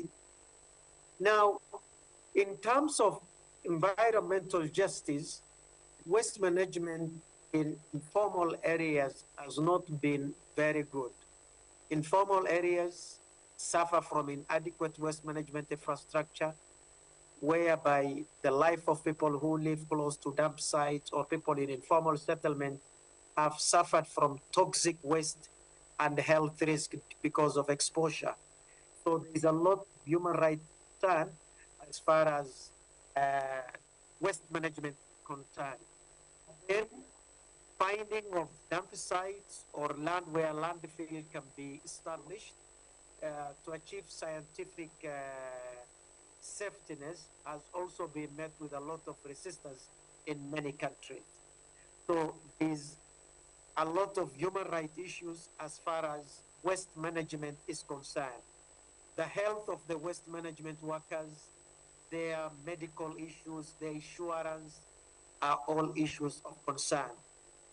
And therefore, voices of that social justice or activists is really desired, so that they will management in both waste management services and then the human rights issues of health workers are also protected. Another point I wanted to mention is about in Africa, a lot of progress have been made as far as policy and legislation. For example, in 2014, is Africa Union Agenda 63, which is very green, and it focuses on how to promote sustainable resource management and include waste management. In 2018, African Circular Economy Alliance was established during COP 2023, where waste need to be seen as a resource and not as a waste. We still talk about waste because of inadequacy in technology, inadequacy in funding, inadequacy in policy that can promote zero waste. And in 2020, several nations, including Rwanda, Kenya, and South Africa, introduced banning of single-use plastic. I think remarkable achievements have been achieved, and a lot of jobs have been created. Innovations have been, sorry, there is a bit of background, So banning of single-use plastics has led to some improvements in our environmental management practices. In terms of infrastructure, there is a waste-to-energy plant that has been established in some countries. People are slowly moving from the dump site to landfill. There is a lot of recycling that is happening in many countries. There is a lot of the small-scale business startup that is coming from recycling of plastics, recycling of glass, which I think is a very good initiative, and some of them are support entrepreneurship or enterprises initiated by women. There is a lot of community and grassroots initiatives where West Pickers Cooperative Society has been formed, particularly in West Africa. There is also grassroots zero waste program that is being championed in a country like Ghana, Accra, Kigali, and Point of Kenya was voted the greenest city in the world. And that is something that can be copied by many other counties and also cities in many other African countries. In terms of innovations and technology, there is a lot of youth and women based waste solutions that are being initiated. There is a lot of initiative where people are trying to make gas, that is green gas from organic waste. A lot of biofertilizer projects that is coming from waste recycling, and they currently, as a result of public awareness and education, as a result of the good work that is being done by national environment management authorities in many countries, there is actually even the worst waste collection is really improved. In terms of international partnership, Africa is making effort in 2019 to join the Basel Convention Partnership on Plastic Waste. And currently in Kenya, my country, there is a lot of policy discussion that is happening so that all the water bottle plastics, all the bottled water containers can be replaced with glass. So there is a lot of research going on in glass waste recycling and how that can lead to very resilient, robust value chain. So that is what I can say as far as waste management innovations. Sign off from 4 million people who work in informal waste sector across Africa. They are picking waste, they are sorting waste, they are recycling waste. So 4 million people are indirectly benefiting from waste management sector in informal settlements. And every year, between 50 to 100,000 jobs are actually created in many African countries. For example, in Rwanda, Rwanda's strict plastic ban and focus on recycling have created jobs for biodegradable packaging production and waste collection. And that is a work that is being done by Rwanda, which employs 500 workers in waste collection and sorting. Taka Solution, which is one small-scale company, is employing more than 300 workers. South Africa Plastic Workers Association are being supported by 90,000 informal sectors, and created more than 60,000 jobs from plastic recycling. So there is a lot of human rights issues that need to be discussed under waste circular economy, particularly recycling. In Nigeria, hundreds of workers are employed. In Ghana, 1,000 informal workers are employed. And I can say that some of the companies are owned by women, that is contributing to the gender improvements, women participation in economic inclusions, and West is creating that opportunity. Same for youth. And then there's also a lot of skills development, particularly in sorting, composting, and recycling. For example, in my country, allow me to say that the very little waste is now going to the dump sites because there are many investment through private sectors that has emerged where they are now establishing material recovery facility, although technologically, but there is a intention where material recovery facility numbers have increased. They have access credits, they have access license from NEMA, and now all the waste that goes there is sorted and no waste is going to side. Now, another important thing that I would like to say that most recycled waste fraction in Africa are metals, which stand more than 70 to 90% of metals, particularly aluminium, steel, copper are recycled. Paper, 8 to 15% of the papers collected, paper waste in Africa are recycled. Plastic, we are recycling close to between 7 to 12%. Glass, we are recycling 10 to 20% in Africa. Electronic waste, 5 to 10% are being recycled. Organic waste is also 5 to 10%. Tires, that 15 to 30% are being recycled. And textile, for example, we are doing below 80%. So you can see that the recycling rate in Africa is very low. And this means is an area where African environmental and climate voices can really pick and run with it to champion environmental and climate change justice when they are promoting green investments.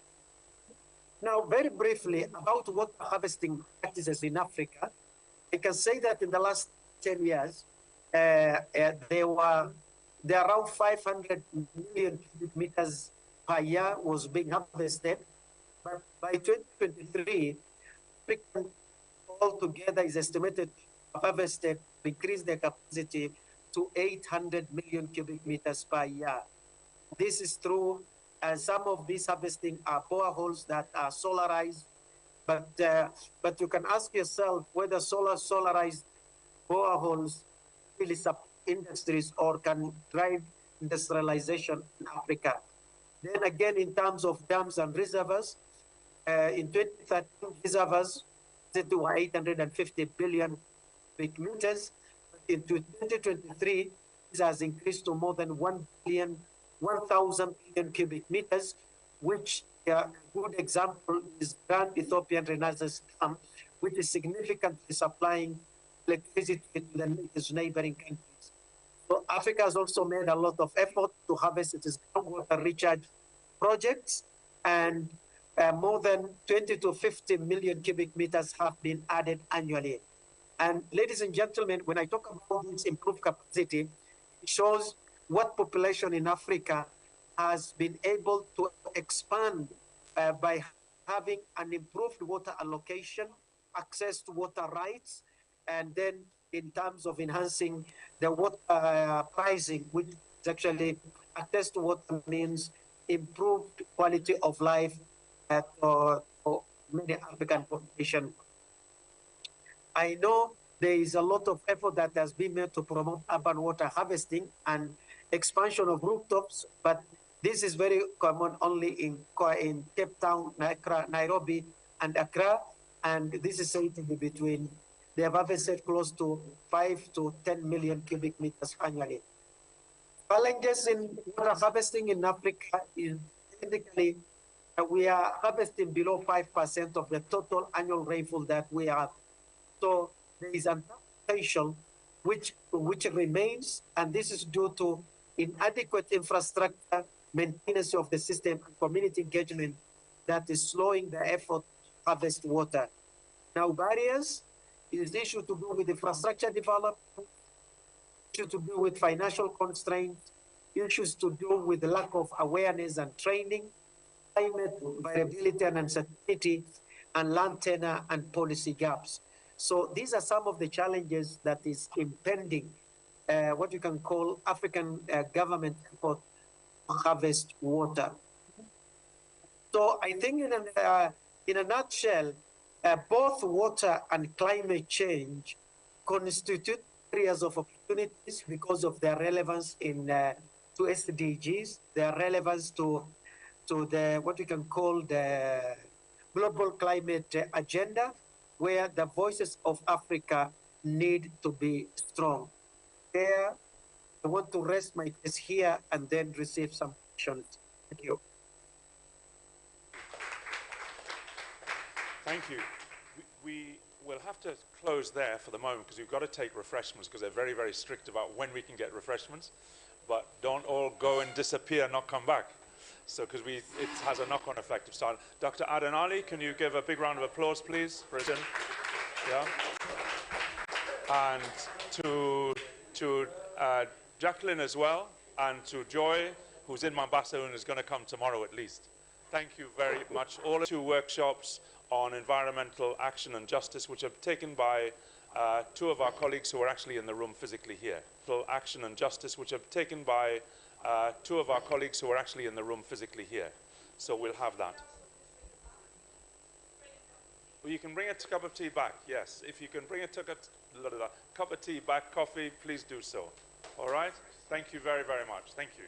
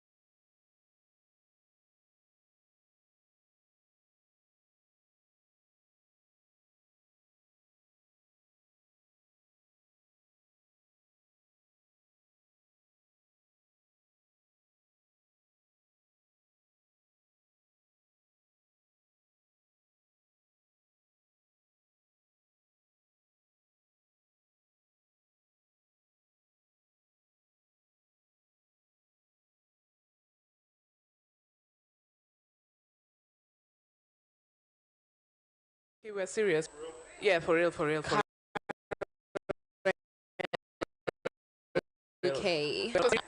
Our Yeah. stars will be there. You can come and their manager, so if you want to sign them up, please And we come will through me. have Kim Kardashian West and Courtney and Chloe. Yeah. We got to bring it back. And Kanye. We have our own rapper over here. And we're going to have Mr. Whitney Ade, Houston in the Big house. Ade. Whitney Houston will be in the house. We're gonna have Lupita Nyong'o. Yeah. All I do is win, win, win, no matter what. Yeah, I'm trying to call him now. It's okay, it's okay. I'm just trying to call Pilo and say, well, it's on at 5 o'clock, so I hope he still remembers. Yeah. Hope so. Yeah. You're staying in Mombasa? Yeah, yeah. Nice, nice, okay. But like for this time. This time? Yeah. But you're staying until Sunday? Yeah. Fantastic, good, good, good. So we'll hopefully see you Yeah. on the social side. So I've asked Lisa to find a place to go party on Friday. Yeah. And maybe tonight, yes, maybe this evening. But send me a text about WhatsApp. Okay, send me a text. I'll even go out tonight. Why not? Yes, yeah, I want to. Yeah, I just need to break down. Yeah. So if you're around later,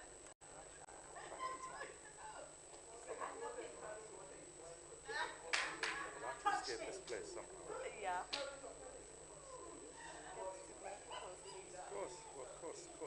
Coastal parties. Now remember, you know, sometimes you have to contact people about 3 times before they how to say, you know, you have to remind them, and the bigger they are, the more. Yes, I'll appear eventually, but then they forget. Let's see if there's any, if he's available. Because my friend is an MP. I woke her up this morning at 7 o'clock. Please. But she told me she was available, so I thought now. She said, when? I said, now. She was very good. That was the Member of Parliament from the UK. The former Member of Parliament. But I told her, come to Kenya, you just sit virtually in the UK. Yeah.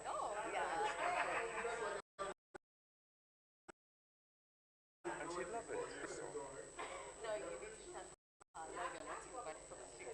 It's true. It's psychology. It's psychology. I'll definitely try. He's not picking. Yeah, so. give it a break and then try. Yeah, I'll give him a message. So. Yeah. At least we still have time before we go. Yeah, we've got. So. Well, let me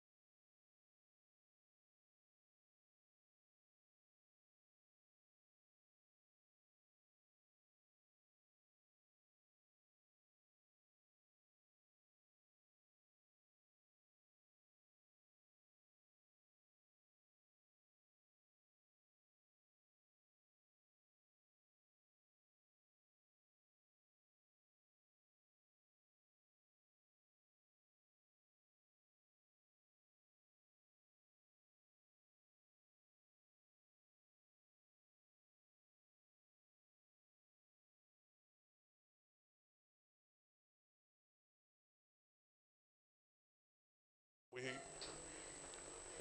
have been having conversations today about caretaking of the land. So the land itself, who procures the land, who and how we take care of the land. And we're going to continue this conversation with our last panel for today.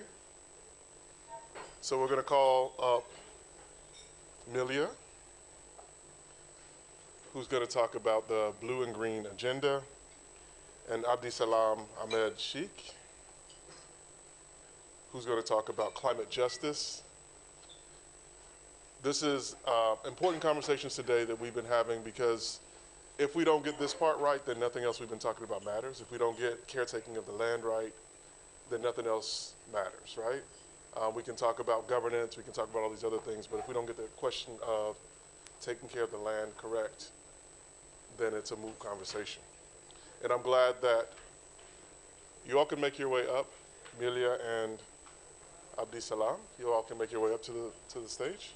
And I'm also glad that this last conversation of the day is being facilitated by two young people. You know, they talk about the children being the future. I would say that the youth are the present, right? So without further ado, is this your presentation?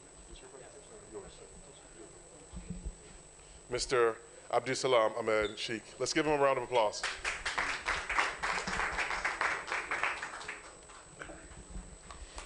Hello everyone, good evening. So my name is Abdisalam Ahmed Sheikh. I'm the founder and the executive director of your youth-led think tank climate organization that focuses on governance matters, on climate, the interplay between climate and governance. So today I've decided to talk about the issue of climate justice and climate finance in Africa, you know, the inequalities that happen in the continent. So before I start my presentation here, I was saying that when we were having the conversation of climate change, people got bored. I don't know what. You guys were not interested in climate change. I don't know. Yeah. So let's have the conversation. Yeah. The enlightenment and the engagement. So I'm going to ask right now. The two speakers that happened to go before me have discussed what I wanted to measure and discuss. So I want us to have a conversation, an engagement, right? An engagement. I'm going to ask questions because right now you have a little bit of the information, the background of climate change, right? So I'm going to ask questions and then we are going like that. I'm going to take 10 minutes, yeah, less than 10 minutes, okay? Okay, so. Huh? Oh, I understand, huh? Okay. Okay, thank you so much. So the title, as you are seeing here, is Climate Justice in Africa. We are going to confront the inequalities that, is happening in Africa or about climate finance. So we are going to start about, the climate justice, okay?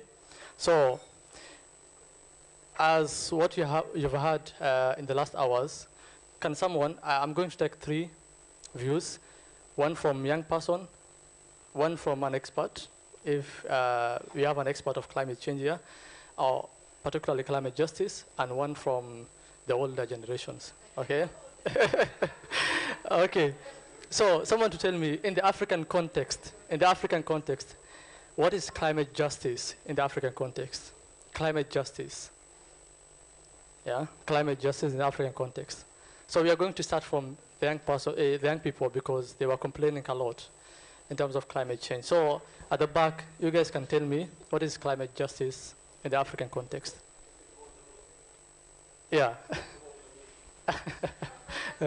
So someone. Because of time, I don't want to take 10 minutes here because it's already been discussed. What's happening, huh? What's happening? You guys are complaining a lot. you know. When it comes to the issues of the Africa, the young people, how it's, you know, the climate change is ravaging the young people. So someone to tell me what is climate justice in African context? Okay. I think climate justice in the African context has to, I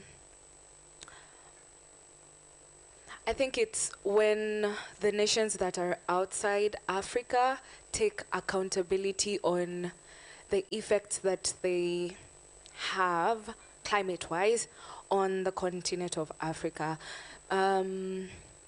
Maybe transboundary pollution, they have to pay and to be responsible for that.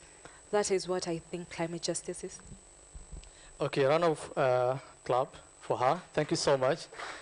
You have nailed it. You have answered the question that I wanted. So, because of time, oh, someone else. Okay, thank you. Hi, everyone. Hello. I'm Beryl. I'm from Mombasa. So, according to me, climate justice, from what I know about justice is it's normally doing what is right to ensure that everything is done well and like in the correct way. So, when it comes to climate justice, I think it means that for whatever the climate changes that affect Africa, such as floods or droughts. So with the climate justice, they just do it to rectify the side effects of the, climate changes such as flood, droughts, by ensuring stability, just in any case such a thing happens. Okay, all right. Yeah, that was a perfect one. So in simplest form, this is what is climate justice, the definition, because I've chosen the words. Climate justice emphasizes fairness and addressing climate change, ensuring that the most vulnerable nations, that is, the continent, and population are prioritized. So what's happening? Before I go, the key principle is those who contribute least to climate change should not bear its greatest burdens. So who is bearing the greatest burden in this case? In this case, as per the definition.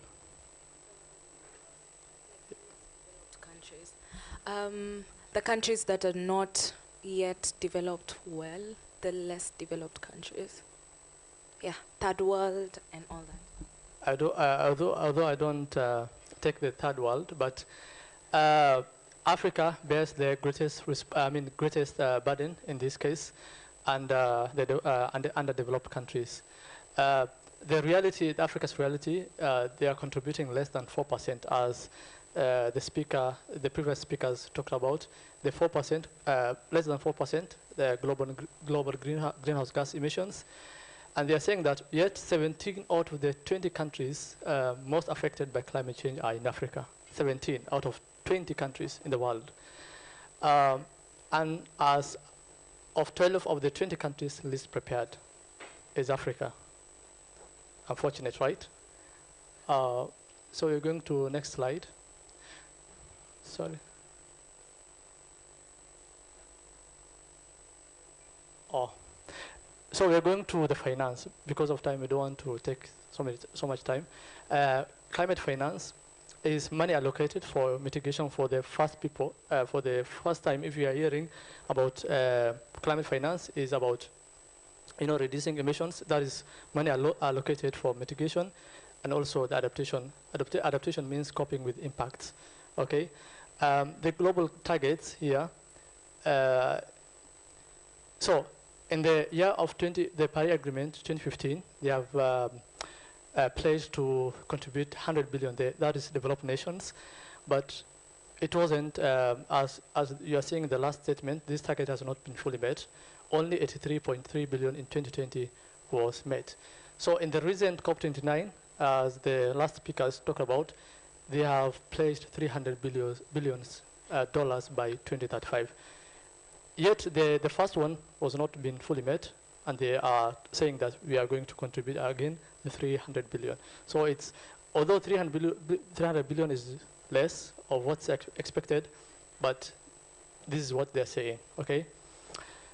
So in that share, the Africa receives less than 20% of the global climate finance, despite the most affected continent in the world about climate change. Okay.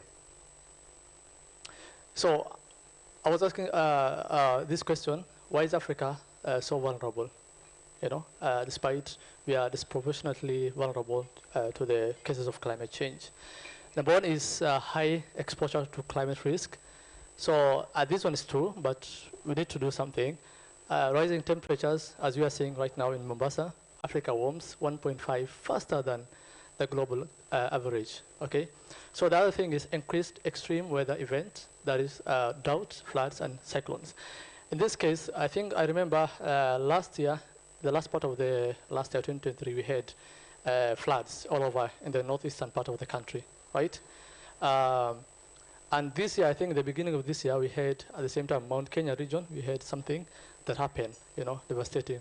So it's because of the extreme weather event that's happening. And Northeastern faced, I think the Horn of Africa faced 3 consecutive years of unrainy seasons. You can understand how, you know, how the capacity of that droughts, okay? So in this case, that was the first example. The second example that happened was the people of Malawi. So they had this devastating impact of tropical cyclones, Friday, which hit the country in March 2023. The same happened in our country. So the resulting was 923,000 people had to leave their homes or lost possessions. So in April 2023, government figured out, like showed there had been 679 deaths, human beings, yeah, and 659,278 people displaced following the cyclone. So it's unfortunate, you know, and so we are going to come that issue that I'm going to discuss about the debt and all those stuffs. So we go to the economic dependence on climate sensitive sectors, yeah? We have agriculture. And our country is rich of agriculture, right? So it provides livelihood for over 60% of Africa population, but is highly impacted, you know, vulnerable to drought and floods. You know, the most most producing region that we have in the country is Mount Kenya, right? So it happened to hit the problems of climate change. So climate impact could reduce crop yields by 20% to 50% by 2050. Yeah. So it's self-explanatory what I'm saying, because I've chosen simplest form to. Okay, what are the inequalities we have in climate finance in the continent? There is a war between the adaptation and the mitigation. So globally, they say that only 34% of the climate finance go to adaptation, 34%, while 66% is for mitigation. And this case, let me clarify this one. Instead of us focusing on the mitigation, because mitigation is the last thing that we could focus, we need to have adaptation so that we can have resilience, right? And then we go to the mitigation. So, but these developed nations, because their problem is so not much, they focus on the mitigation, and then we are taking that route, unfortunately. So we need to have that 6% in the adaptation, and then we take that 4% to mitigation, right? The next one is, I've already explained, Africa urgent need is adaptation funding due to extreme vulnerability.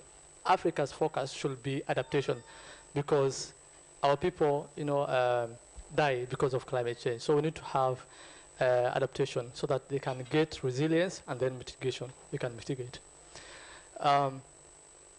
Over-reliance on loans, that's why the reason as to why we have asked that question, the ambassador, was, you know, this issue, over-reliance. We over-rely on the Western countries and developed nations.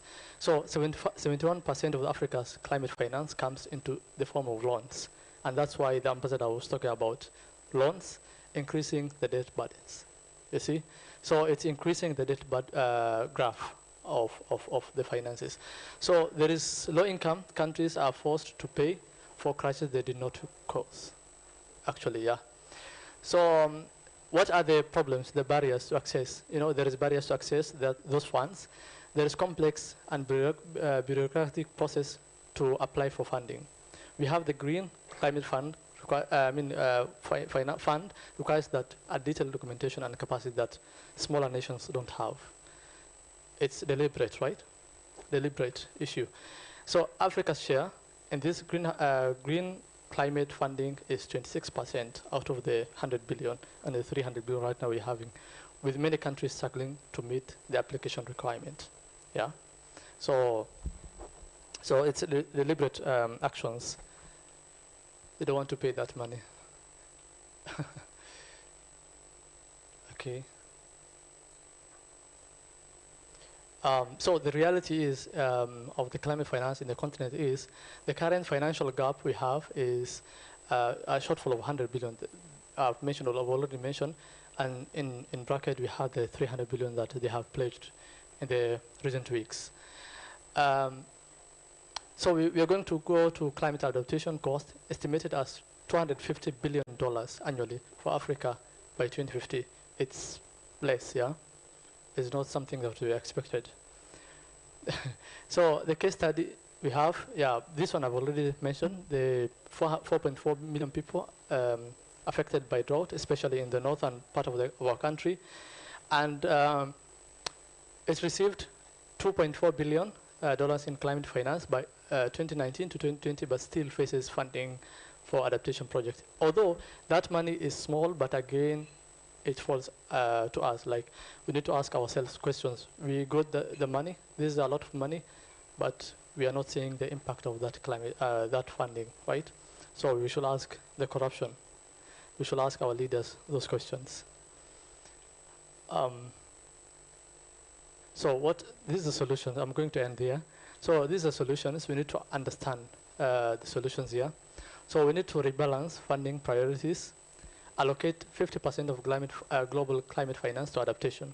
As I was saying, as Africa needs predominantly adaptive. Yeah, we should adapt, resilient, and go to mitigation. So number 2 is we shift from grants. We shift to grants over loans. Yeah, we shift from loans to grants. It's same. It's English. Yeah, this prevents a debt accumulation by prioritizing grants for vulnerable nations. In fact, in 2020, only 12% of Africa, the entire 54 countries, 12% of Africa climate finance was grant-based. You see? So only 12%. The rest was debt. Yeah. So number 3 is simplifying funding processes. We need to streamline. They need to streamline requirement for accessing funds for global mechanism like the green climate finance.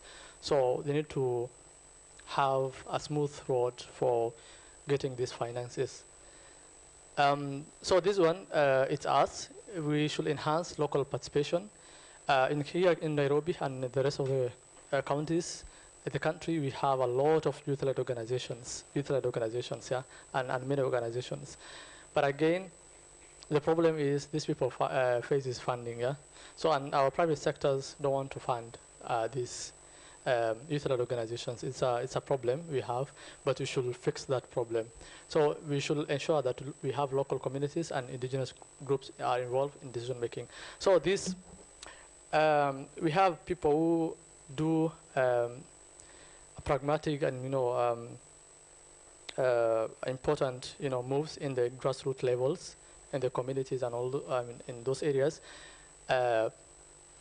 engaging with local communities, but they don't get the spaces. Yeah.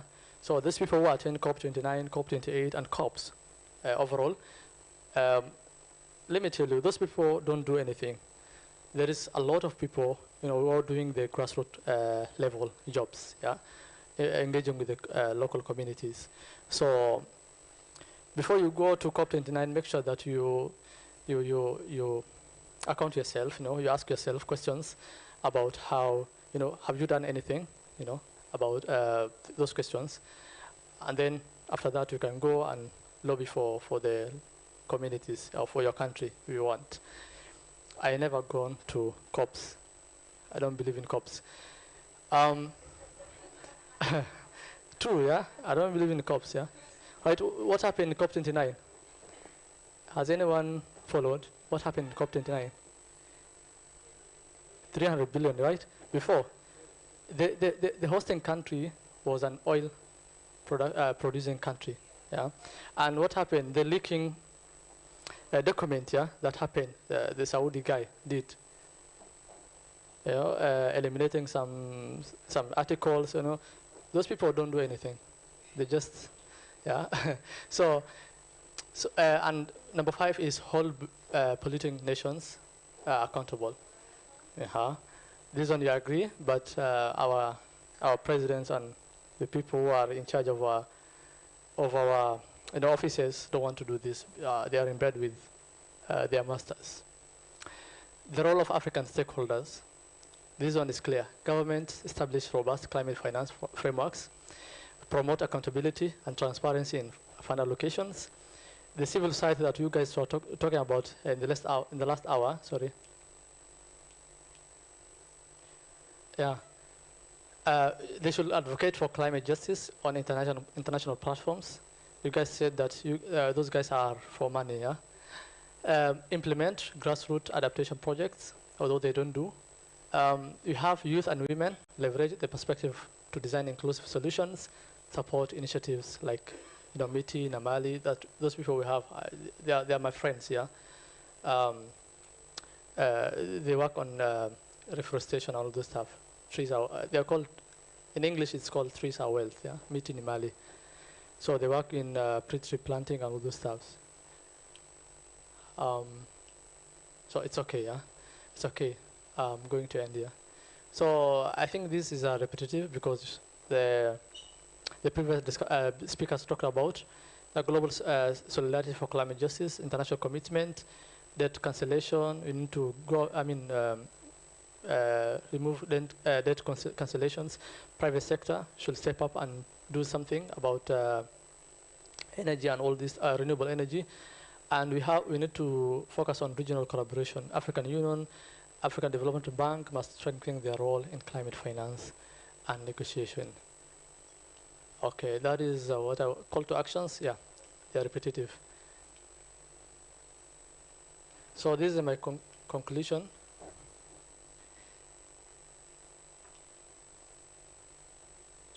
Okay, what happened? I can, yeah. So these are my last words.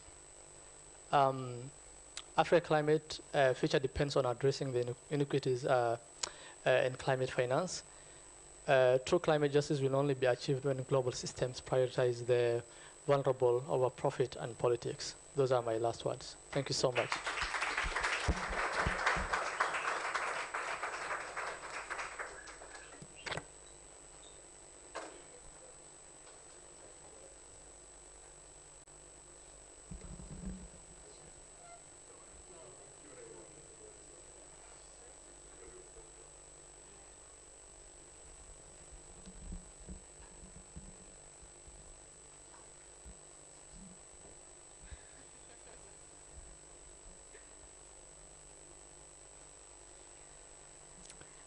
Hi everyone.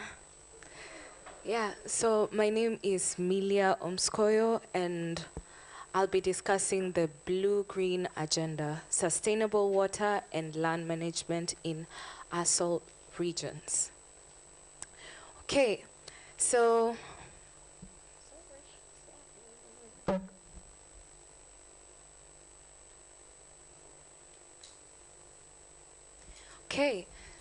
here is a layman's description of what this Blue-Green Agenda is. And we have a guy called Water and a lady called Land. Now, Water tells Land, I want to marry you.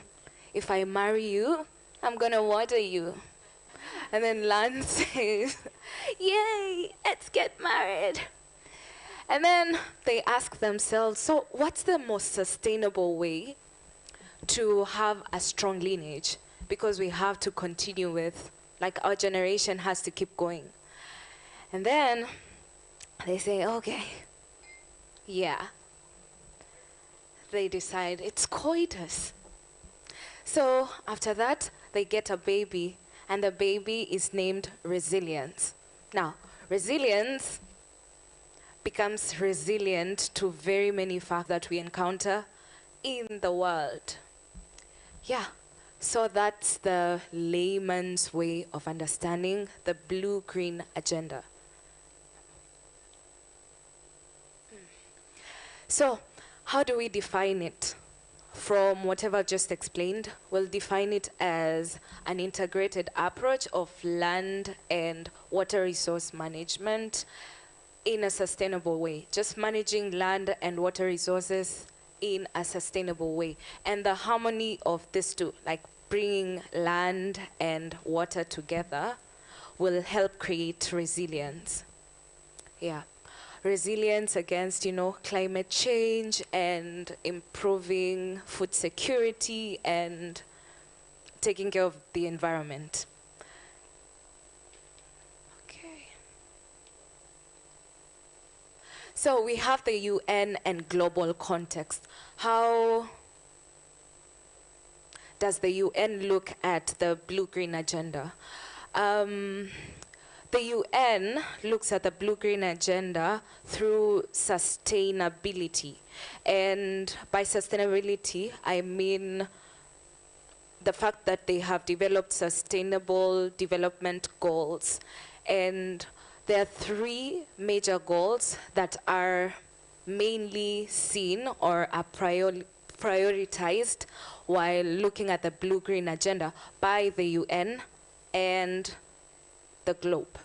And that is SDG 6. We have SDG 2 and SDG 13. SDG 2 is no hunger. So meaning that we are so much aware of food security. And then we have sustainable goal 6, which is clean water and sanitation, ensuring that there's efficient water and clean water of good quality to everyone. And then there's SDG 13, which is climate action, that if we do not have sustainable land resources and water resources, we're going to be, obviously it means we have climate change issues, and therefore with SDG 13, we have to combat climate change and its impact through mitigation and adaptation, as he said.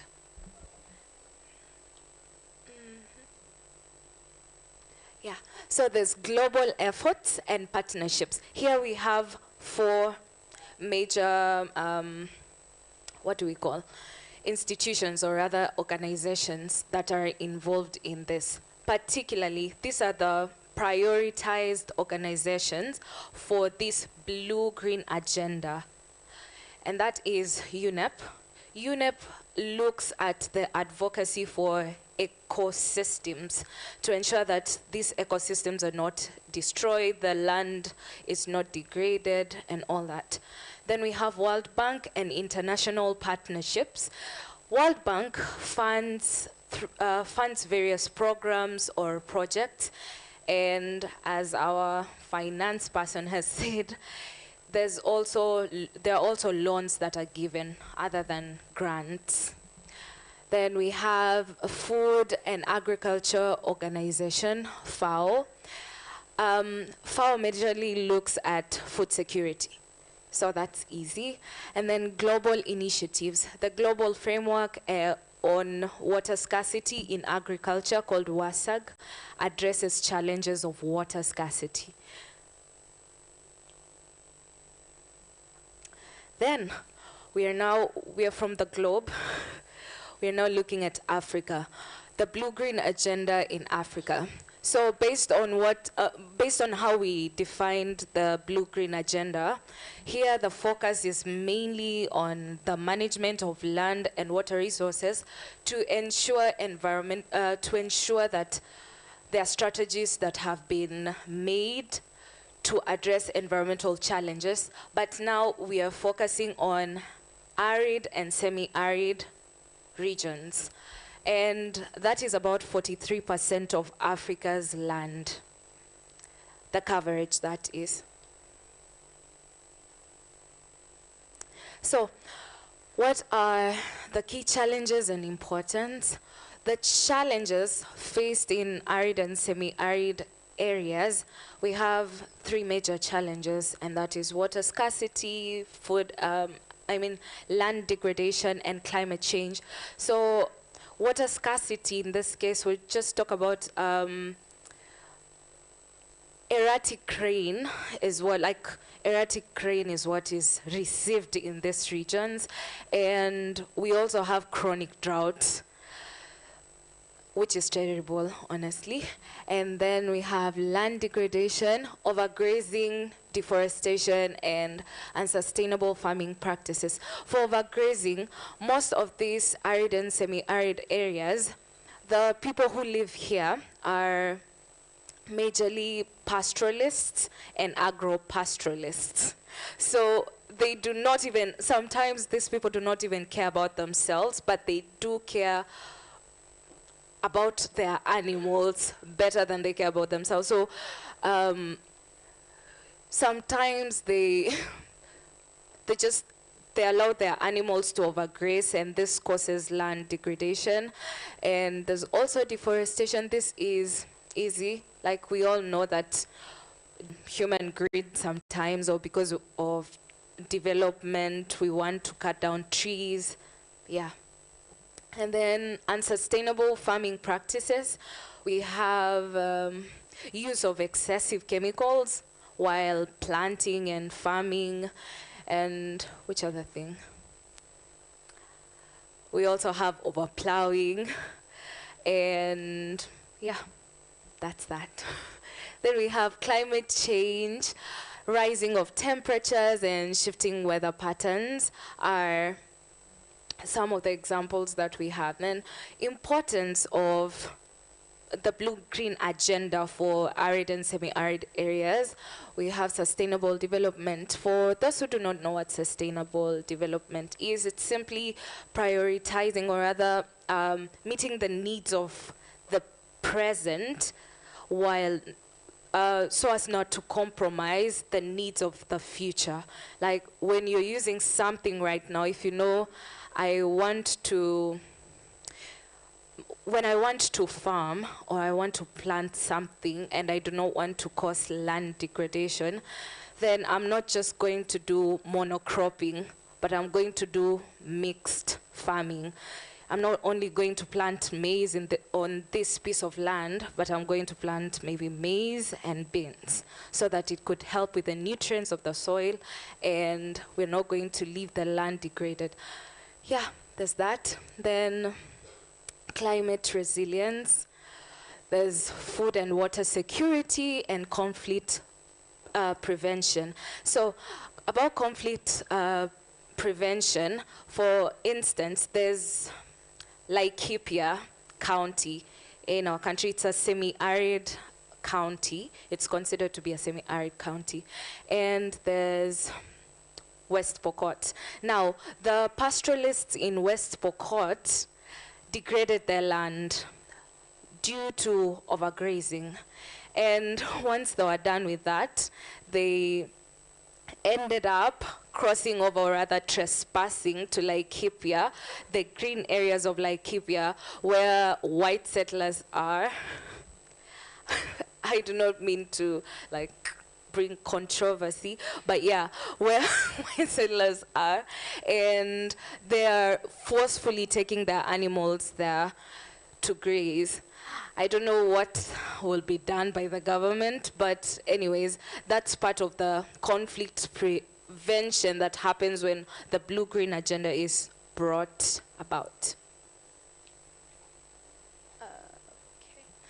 Then we have regional and continental initiatives. This one we'll just go through real quick. The Great Green Wall Initiative. This was launched by the African Union, and it is made to restore degraded lands that are across 11 countries of the Sahel region. The Sahel region consists of countries such as Nigeria, Mali, Chad. I can't remember the other countries, but those countries, it's on Google. Then Africa Water Vision 2025. 2025 is next year. And these people, the African Ministers' Council on Water, were emphasizing or wanted to emphasize equitable and sustainable water use across the continent. We've not yet reached that place. And next year, let's just give them till the end of next year. Then we have African Union Climate Strategy, focuses on building resilience in vulnerable areas. Yeah.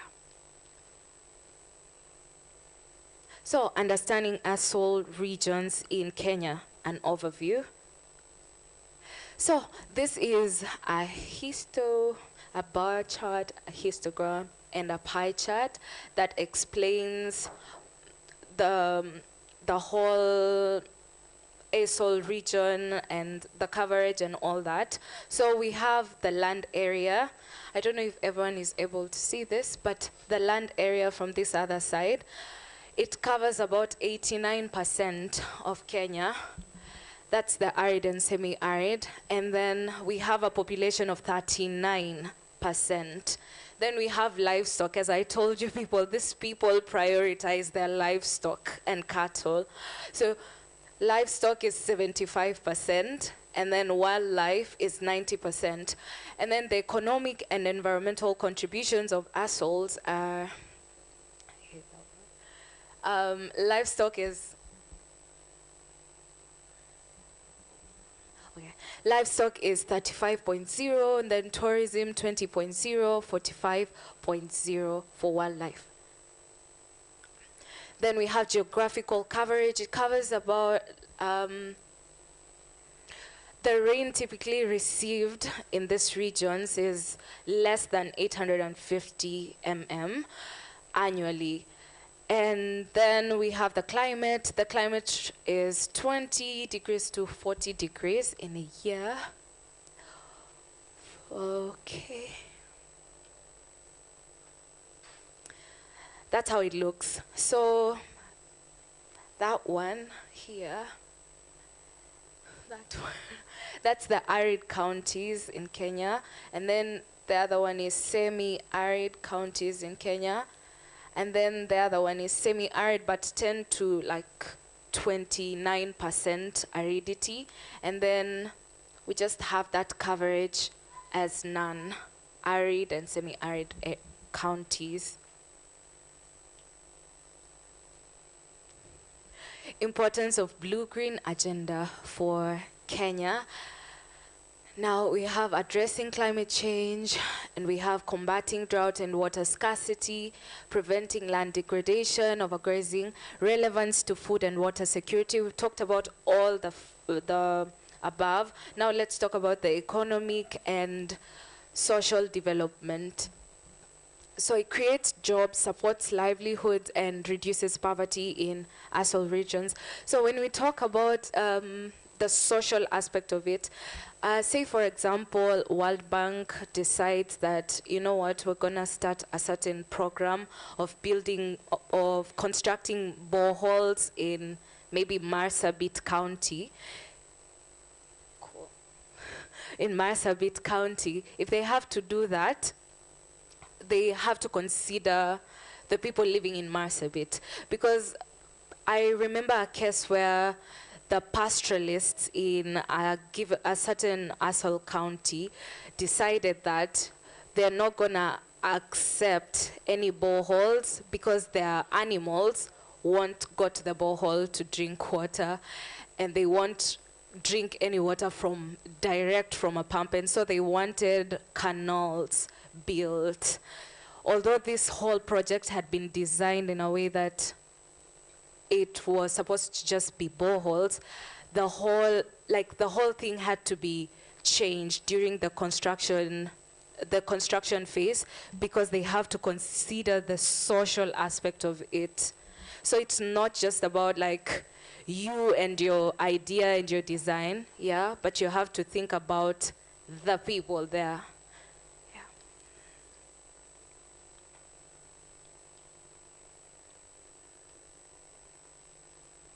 Water management strategies.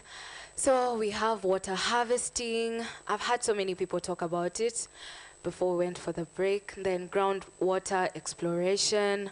We have flood control systems. We have climate projections and future water availability. So UNEP projections by 2030 to 2050, water availability in ASOL regions is expected to decrease by 20 to 40% due to increasing demand and reduced rainfall caused by climate change. Oh yeah, so this was just like the strategies. We have drip water system, rain harvesting system. That looks good.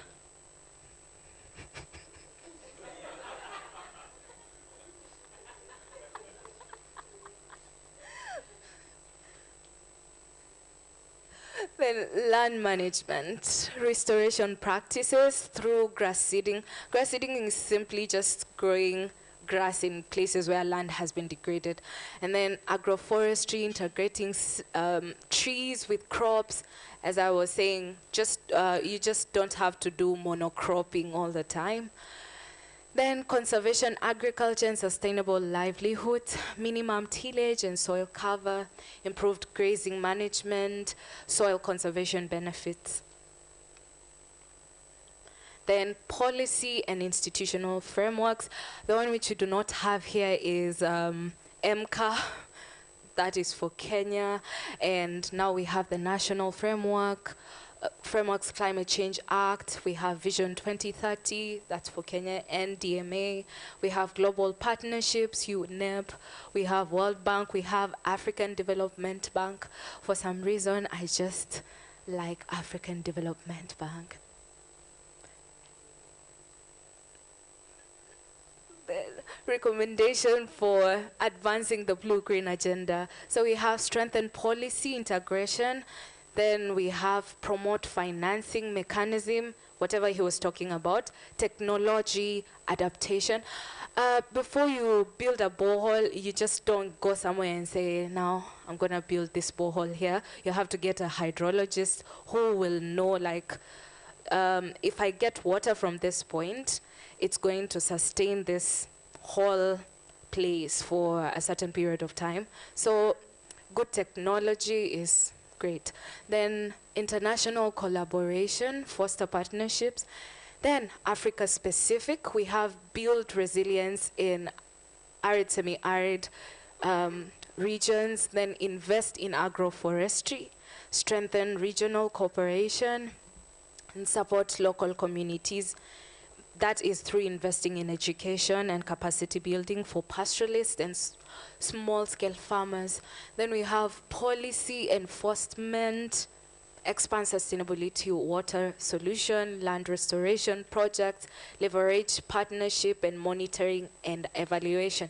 Monitoring and evaluation especially comes, like, and even audit, comes after the implementation of a project. So yeah.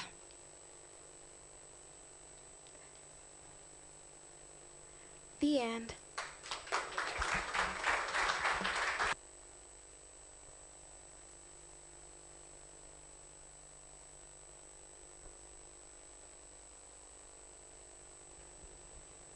So I said that, you know, my background is in social work and in counseling.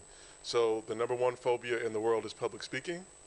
So what all the speakers have done, I'm not being cheeky, it really is the number one fear in the world is public speaking. So it's not easy to speak. A round of applause.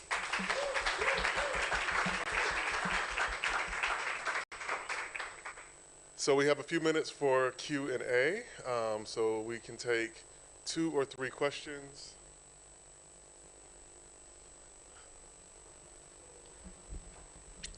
Hello. Thank you both for those wonderful presentations. Really learned a lot. For both of you, but especially Mila, because you talked on this a bit, what do you think about, or have you heard about the concept of water wars? Like wars over water. And do you think that's a real issue that could come up in the future? You had said that evoked an emotional reaction from me in terms of the language being used, not necessarily by you, but the NGO world, in terms of saying pastoralists are degrading the land. So it made me wonder, saying pastoralists are degrading the land. So it made me wonder, pastoralists for time immemorial, in that they will go graze their animals in one set of land and move to another place so that the other area can be replenished naturally. Conservation, saying these guys are degrading the land, so let us bring in some Western conservationalists to do better for the land, that is conservationalists to do better for the land than what they're doing. Yet they've been living peacefully within nature, with the animals. For example, the last time I went to TZ and visited a park, the Maasai were right there living, peacefully with the animals. So that's my concern, that the language can be used to oppress the people instead of actually. Now, piggybacking off what Sarah said, is a recommendation maybe to take into account indigenous ways of conserving land. For example, in the Sahara region, there's the green.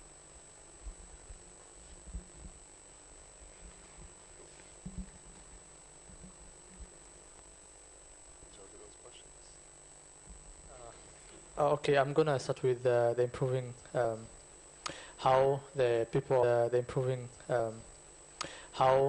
people are participating in climate change in Kenya.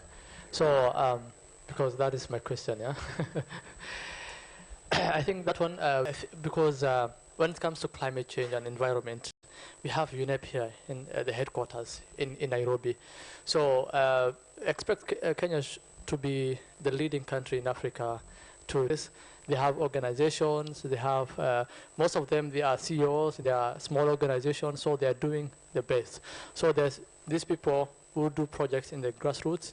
So we are engaging with the young people, with those people who don't know, especially where I come from, the northeastern part of the country. Let me tell you, my community doesn't understand well, or maybe they are not conversed about climate change. So I'm trying to do what's expected to be done. So I regularly go there and do something. So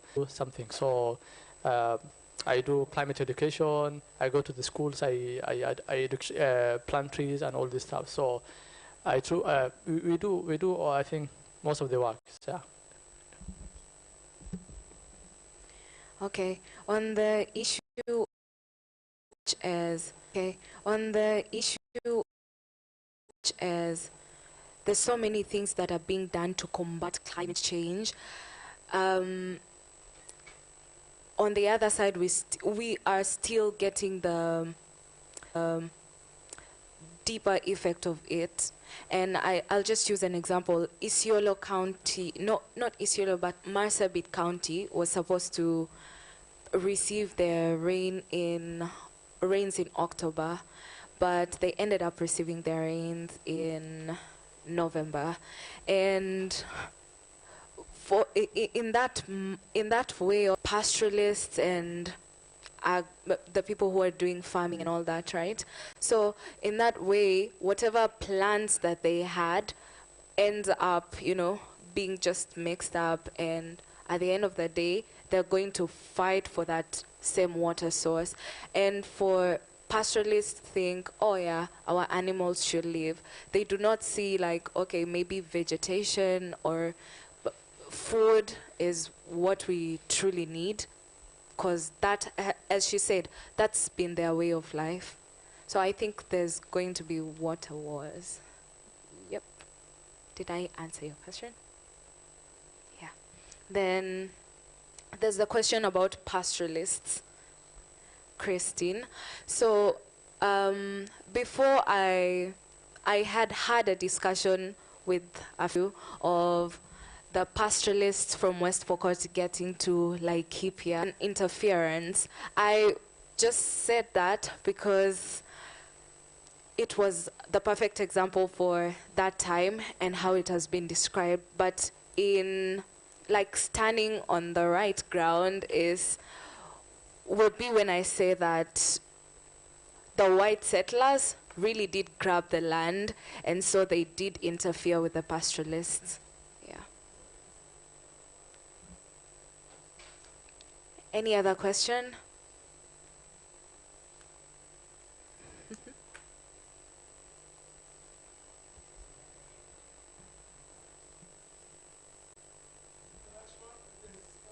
Yes. Because we tend to have a lot of, where I come from, Gambia, we have salt water and we have fresh water, which is not salted water. So we used to use the irrigation system to use that from as a means of agriculture. One of the problems farmers facing now, access to those water, some countries, by the irrigation system and then using the solar, new technology, solar energy. I don't know it's been done in Kenya here, whereby using technology and solar panel, things like extracting the water from the water to fresh water to be used by farmers. I'm not sure that's been done in Kenya here. So I don't know if that technology is still around and if then Thank you. So I know African Development Bank has two projects called BREFUNDS and CVAP. CVAP is small-scale irrigation project, and BREFUND is about food security, and both of them are dealing with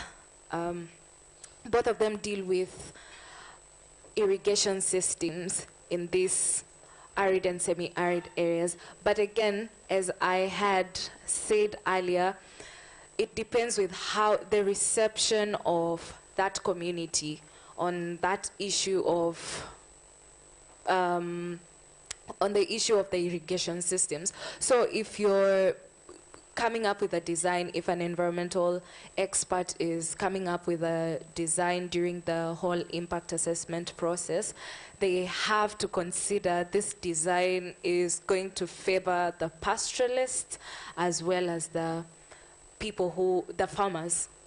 Yeah, but that has been adapted.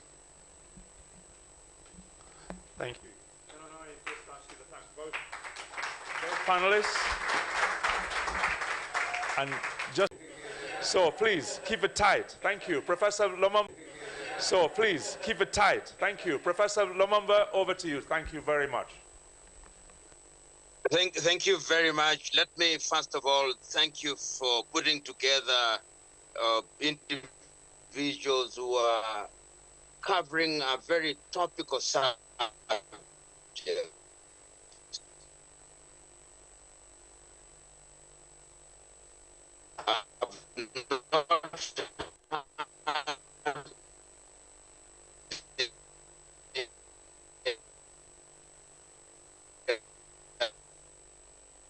You're breaking up slightly. Is there anything you can do to check your Wi-Fi?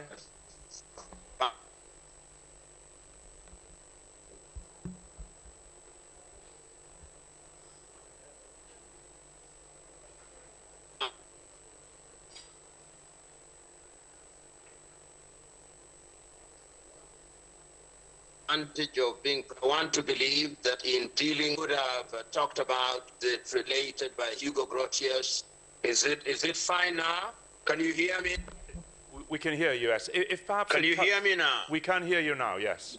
If it cuts, maybe... Yes, so I'm saying that I'm quite certain that you've gone through the typical issues that people talk about when we talk about climate change. I want to believe that you have talked about the meetings that took place in Stockholm in 1972. I'm certain that you have talked about Rio 1992. I'm certain that you have talked about Kyoto 1997. And certain that you have talked about Paris in 2015. And that you have talked about the contemporary issues which are now summarized under the mission on it appears that technology is conspiring against me. Is it better now with the video gone? Professor, it's better now. Thank you. Yeah, so I'll keep the. So I'm saying that I'm saddened that you have talked about the conference of the parties right from Berlin in 1995 through up to Baku, which has dealt with issues relating to climate change. But I want to draw your attention to things that I think that we miss out in the continent of Africa. I was listening to the debate that was going on in Baku and listening to the countries in the southern hemisphere and the continent of Africa, of course, included, and saying that those traditional polluters in the north must give $1 trillion United States dollars. Ultimately, of course, I believe it was settled at 300,000 United States dollars over a period of 5 years. But I always remind those in the South, particularly the continent of Africa, that all these agreements may be reached. But how do you enforce it? If the United States of America does not pay its bill, or Europe does not pay its bill, how do you enforce it? And many of these promises experience has shown is simply a pie in the sky. And I am of the view that the time has come that we must take charge of our affairs. We are aware that the climate has had a devastating impact. We are aware that the African continent specifically contributes no more than 4% in terms of the negative impact that climate causes. But we are aware that we are in a world where we cannot control most of the things for two reasons. One, Africa is divided.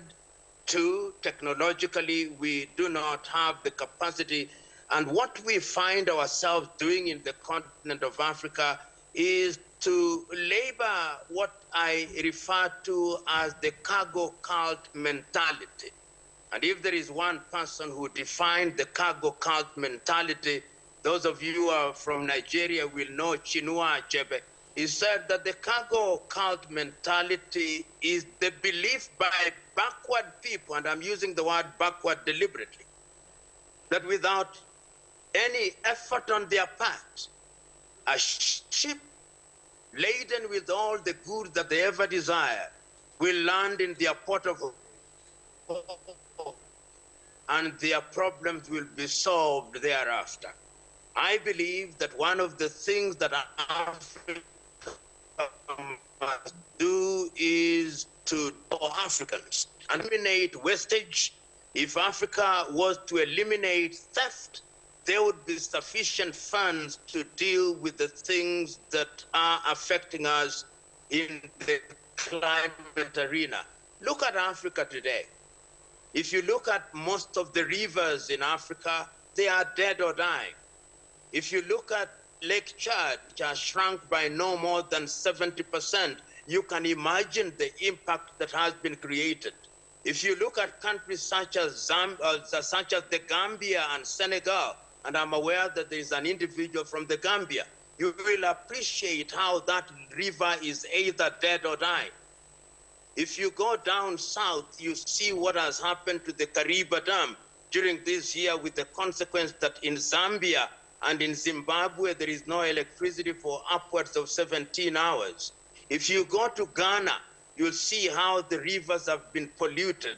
If you come to Ethiopia and talk about the Grand Renaissance Dam and the conflict between Egypt, Sudan, and Ethiopia, you can see that all these issues are coming about because of climate change.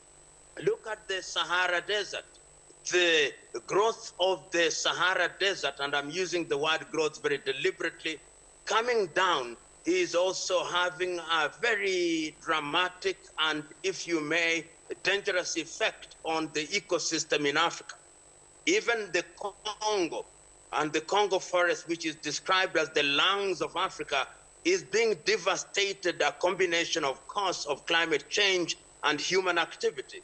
So that in a nutshell, when we are congregated in the manner that we are able to see that because of climate change, the economic, cultural, and the lives of people generally is being affected in a very devastating manner. But the danger from an African perspective is that we continuously are being pulled from one meeting to the other. We are being drawn from one agreement and one resolution and one protocol to the other without any change. Today, if you asked many Africans when the last meeting was a meeting was held, the COP meeting was held in Sharm el-Sheikh in Egypt. Look at the delegation that went there. If you ask them,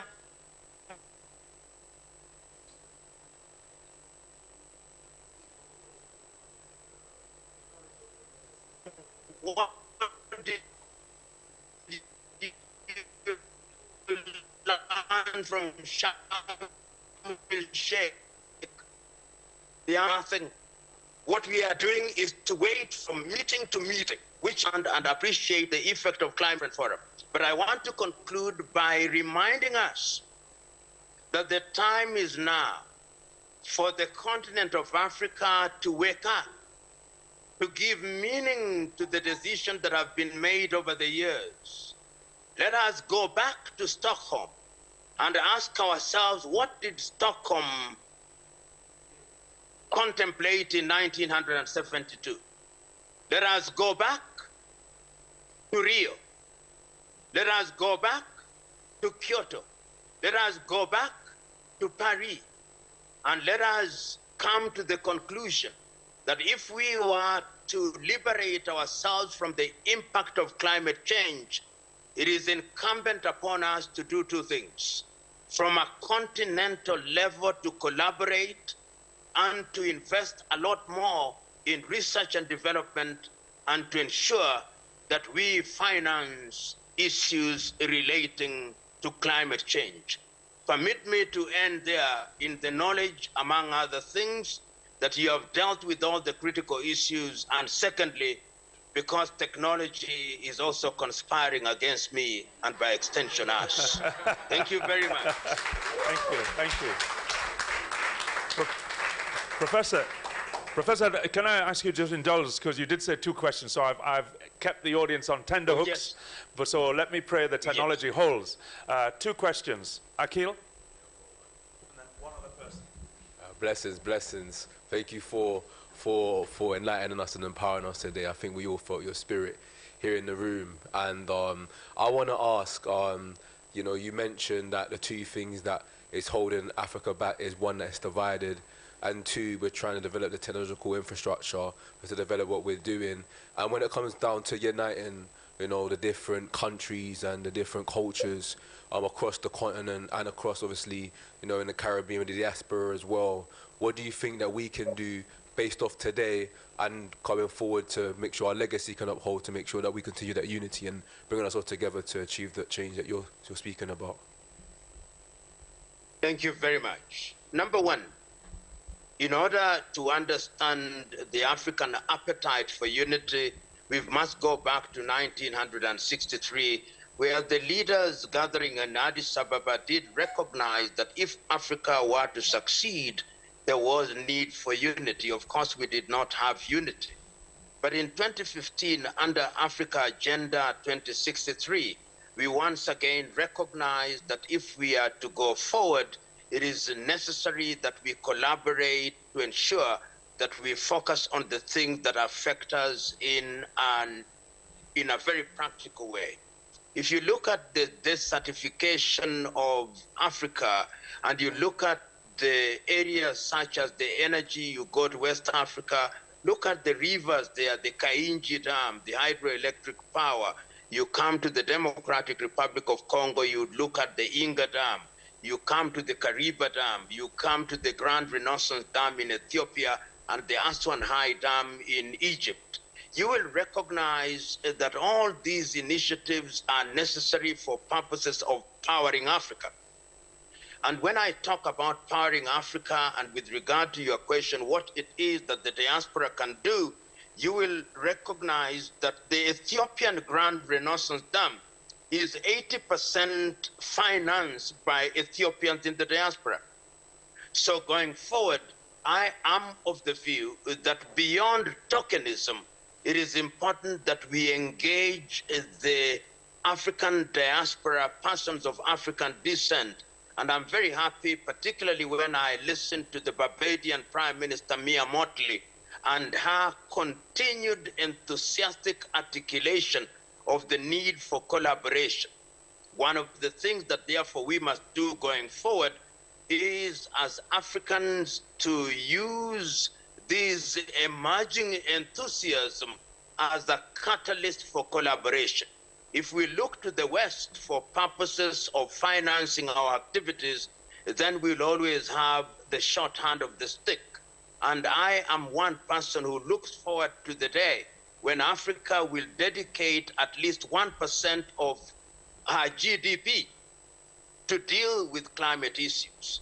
And if they do that and go beyond 1% of the GDP and say, we are dedicating 2% of our GDP to research and development, and we are also going into the space so that we are present in the space through satellites and are therefore able to map and monitor things, we will, in the fullness of time, and time must be full in the next 10 years, to engage the world in a meaningful way. Not that as we are talking about climate change, it is not just the traditional players that we are talking about. We are looking at China in that space. We are looking at India in that space. We are looking at Indonesia in that space. We are looking at Turkey in that space. And as long as Africa continues to operate in little silos of the Gambia, of Seychelles, of Equatorial Guinea, we are going nowhere. Wisdom, therefore, not only requires but demands that we work together, and Africa Agenda 2063 does provide us with that opportunity, as read together, of course, with the Africa Continental Free Trade Area, which therefore asserts the need to remove these tariff and non-tariff barriers if you see climate change as having economic value. Thank you very much.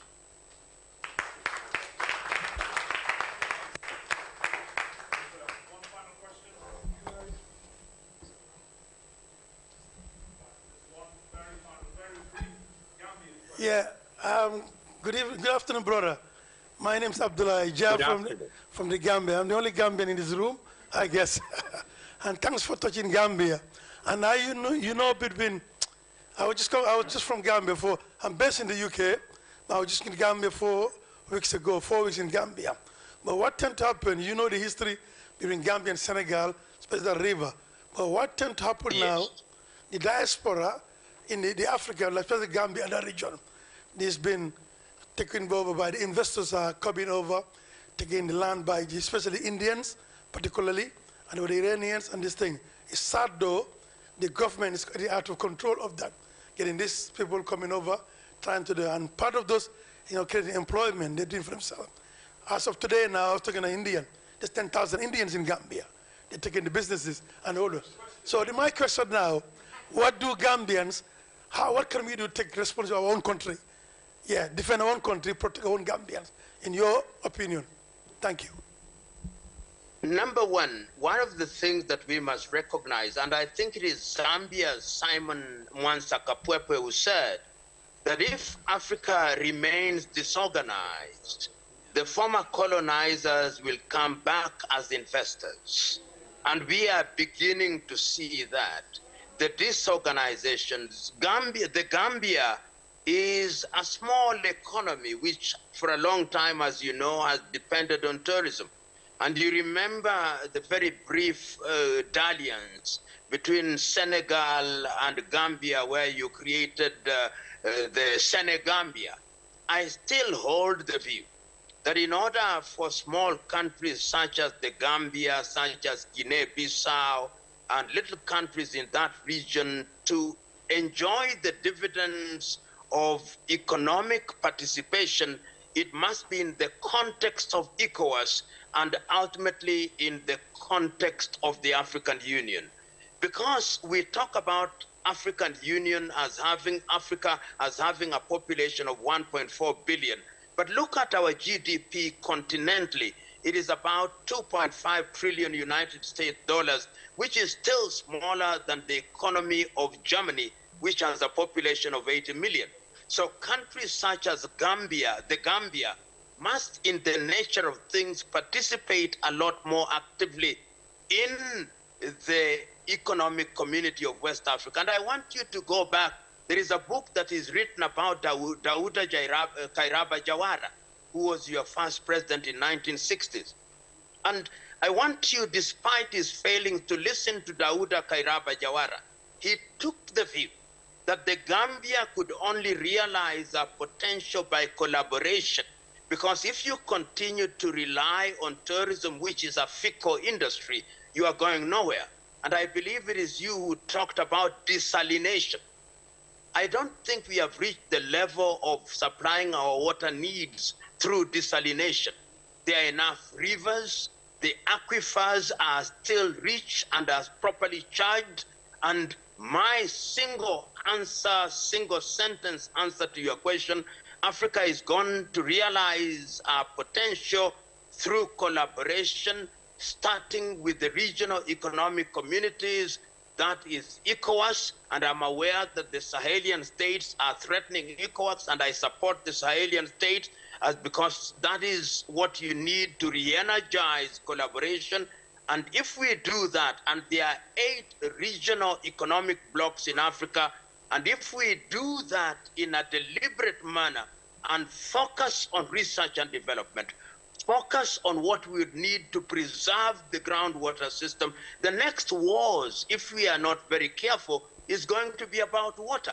You only have to talk to the Chadians and see how much the lake has shrunk in order to appreciate how that is dangerous. You only have to talk to the Libyans to know that even the aquifers are being affected because of the deposit of nuclear material.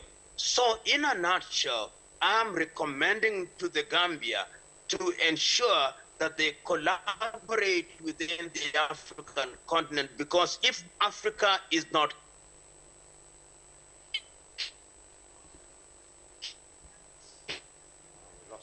Sorry, we lost you. Technology didn't hold.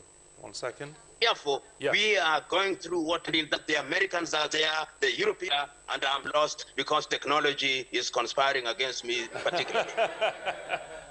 So thank you very much. I hope you did listen to the last component of my answer.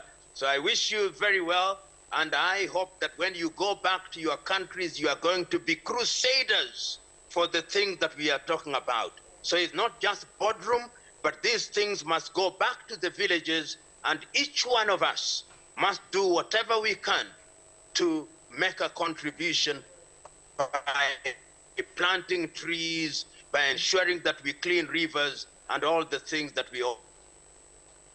Can I, Professor Lumumba, and say special welcome, Professor, from Botswana, from South Africa, from Gambia, from Namibia, from Ethiopia, from Tanzania and Kenya in the house. And Somalia. You. I thought I mentioned. I'm very happy. I'm very happy with the Botswana because their politicians behave decently, and I'm unhappy with the Mozambicans. So we all send greetings, and I look forward, if I don't see you before, to seeing you in the new year. Thank you, Professor. Thank you very much, and be blessed. Stay blessed. Thank you. Thank you.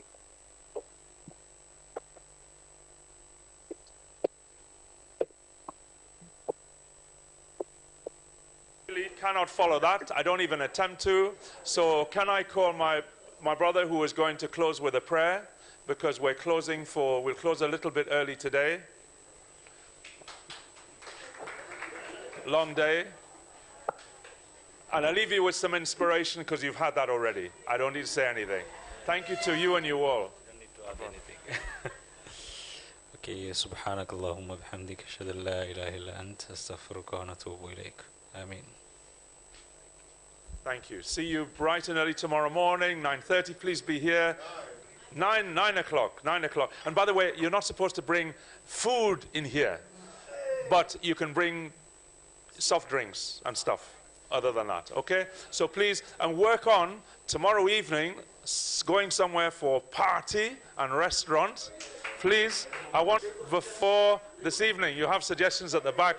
And I don't mean an individual, I think collectively somewhere where everybody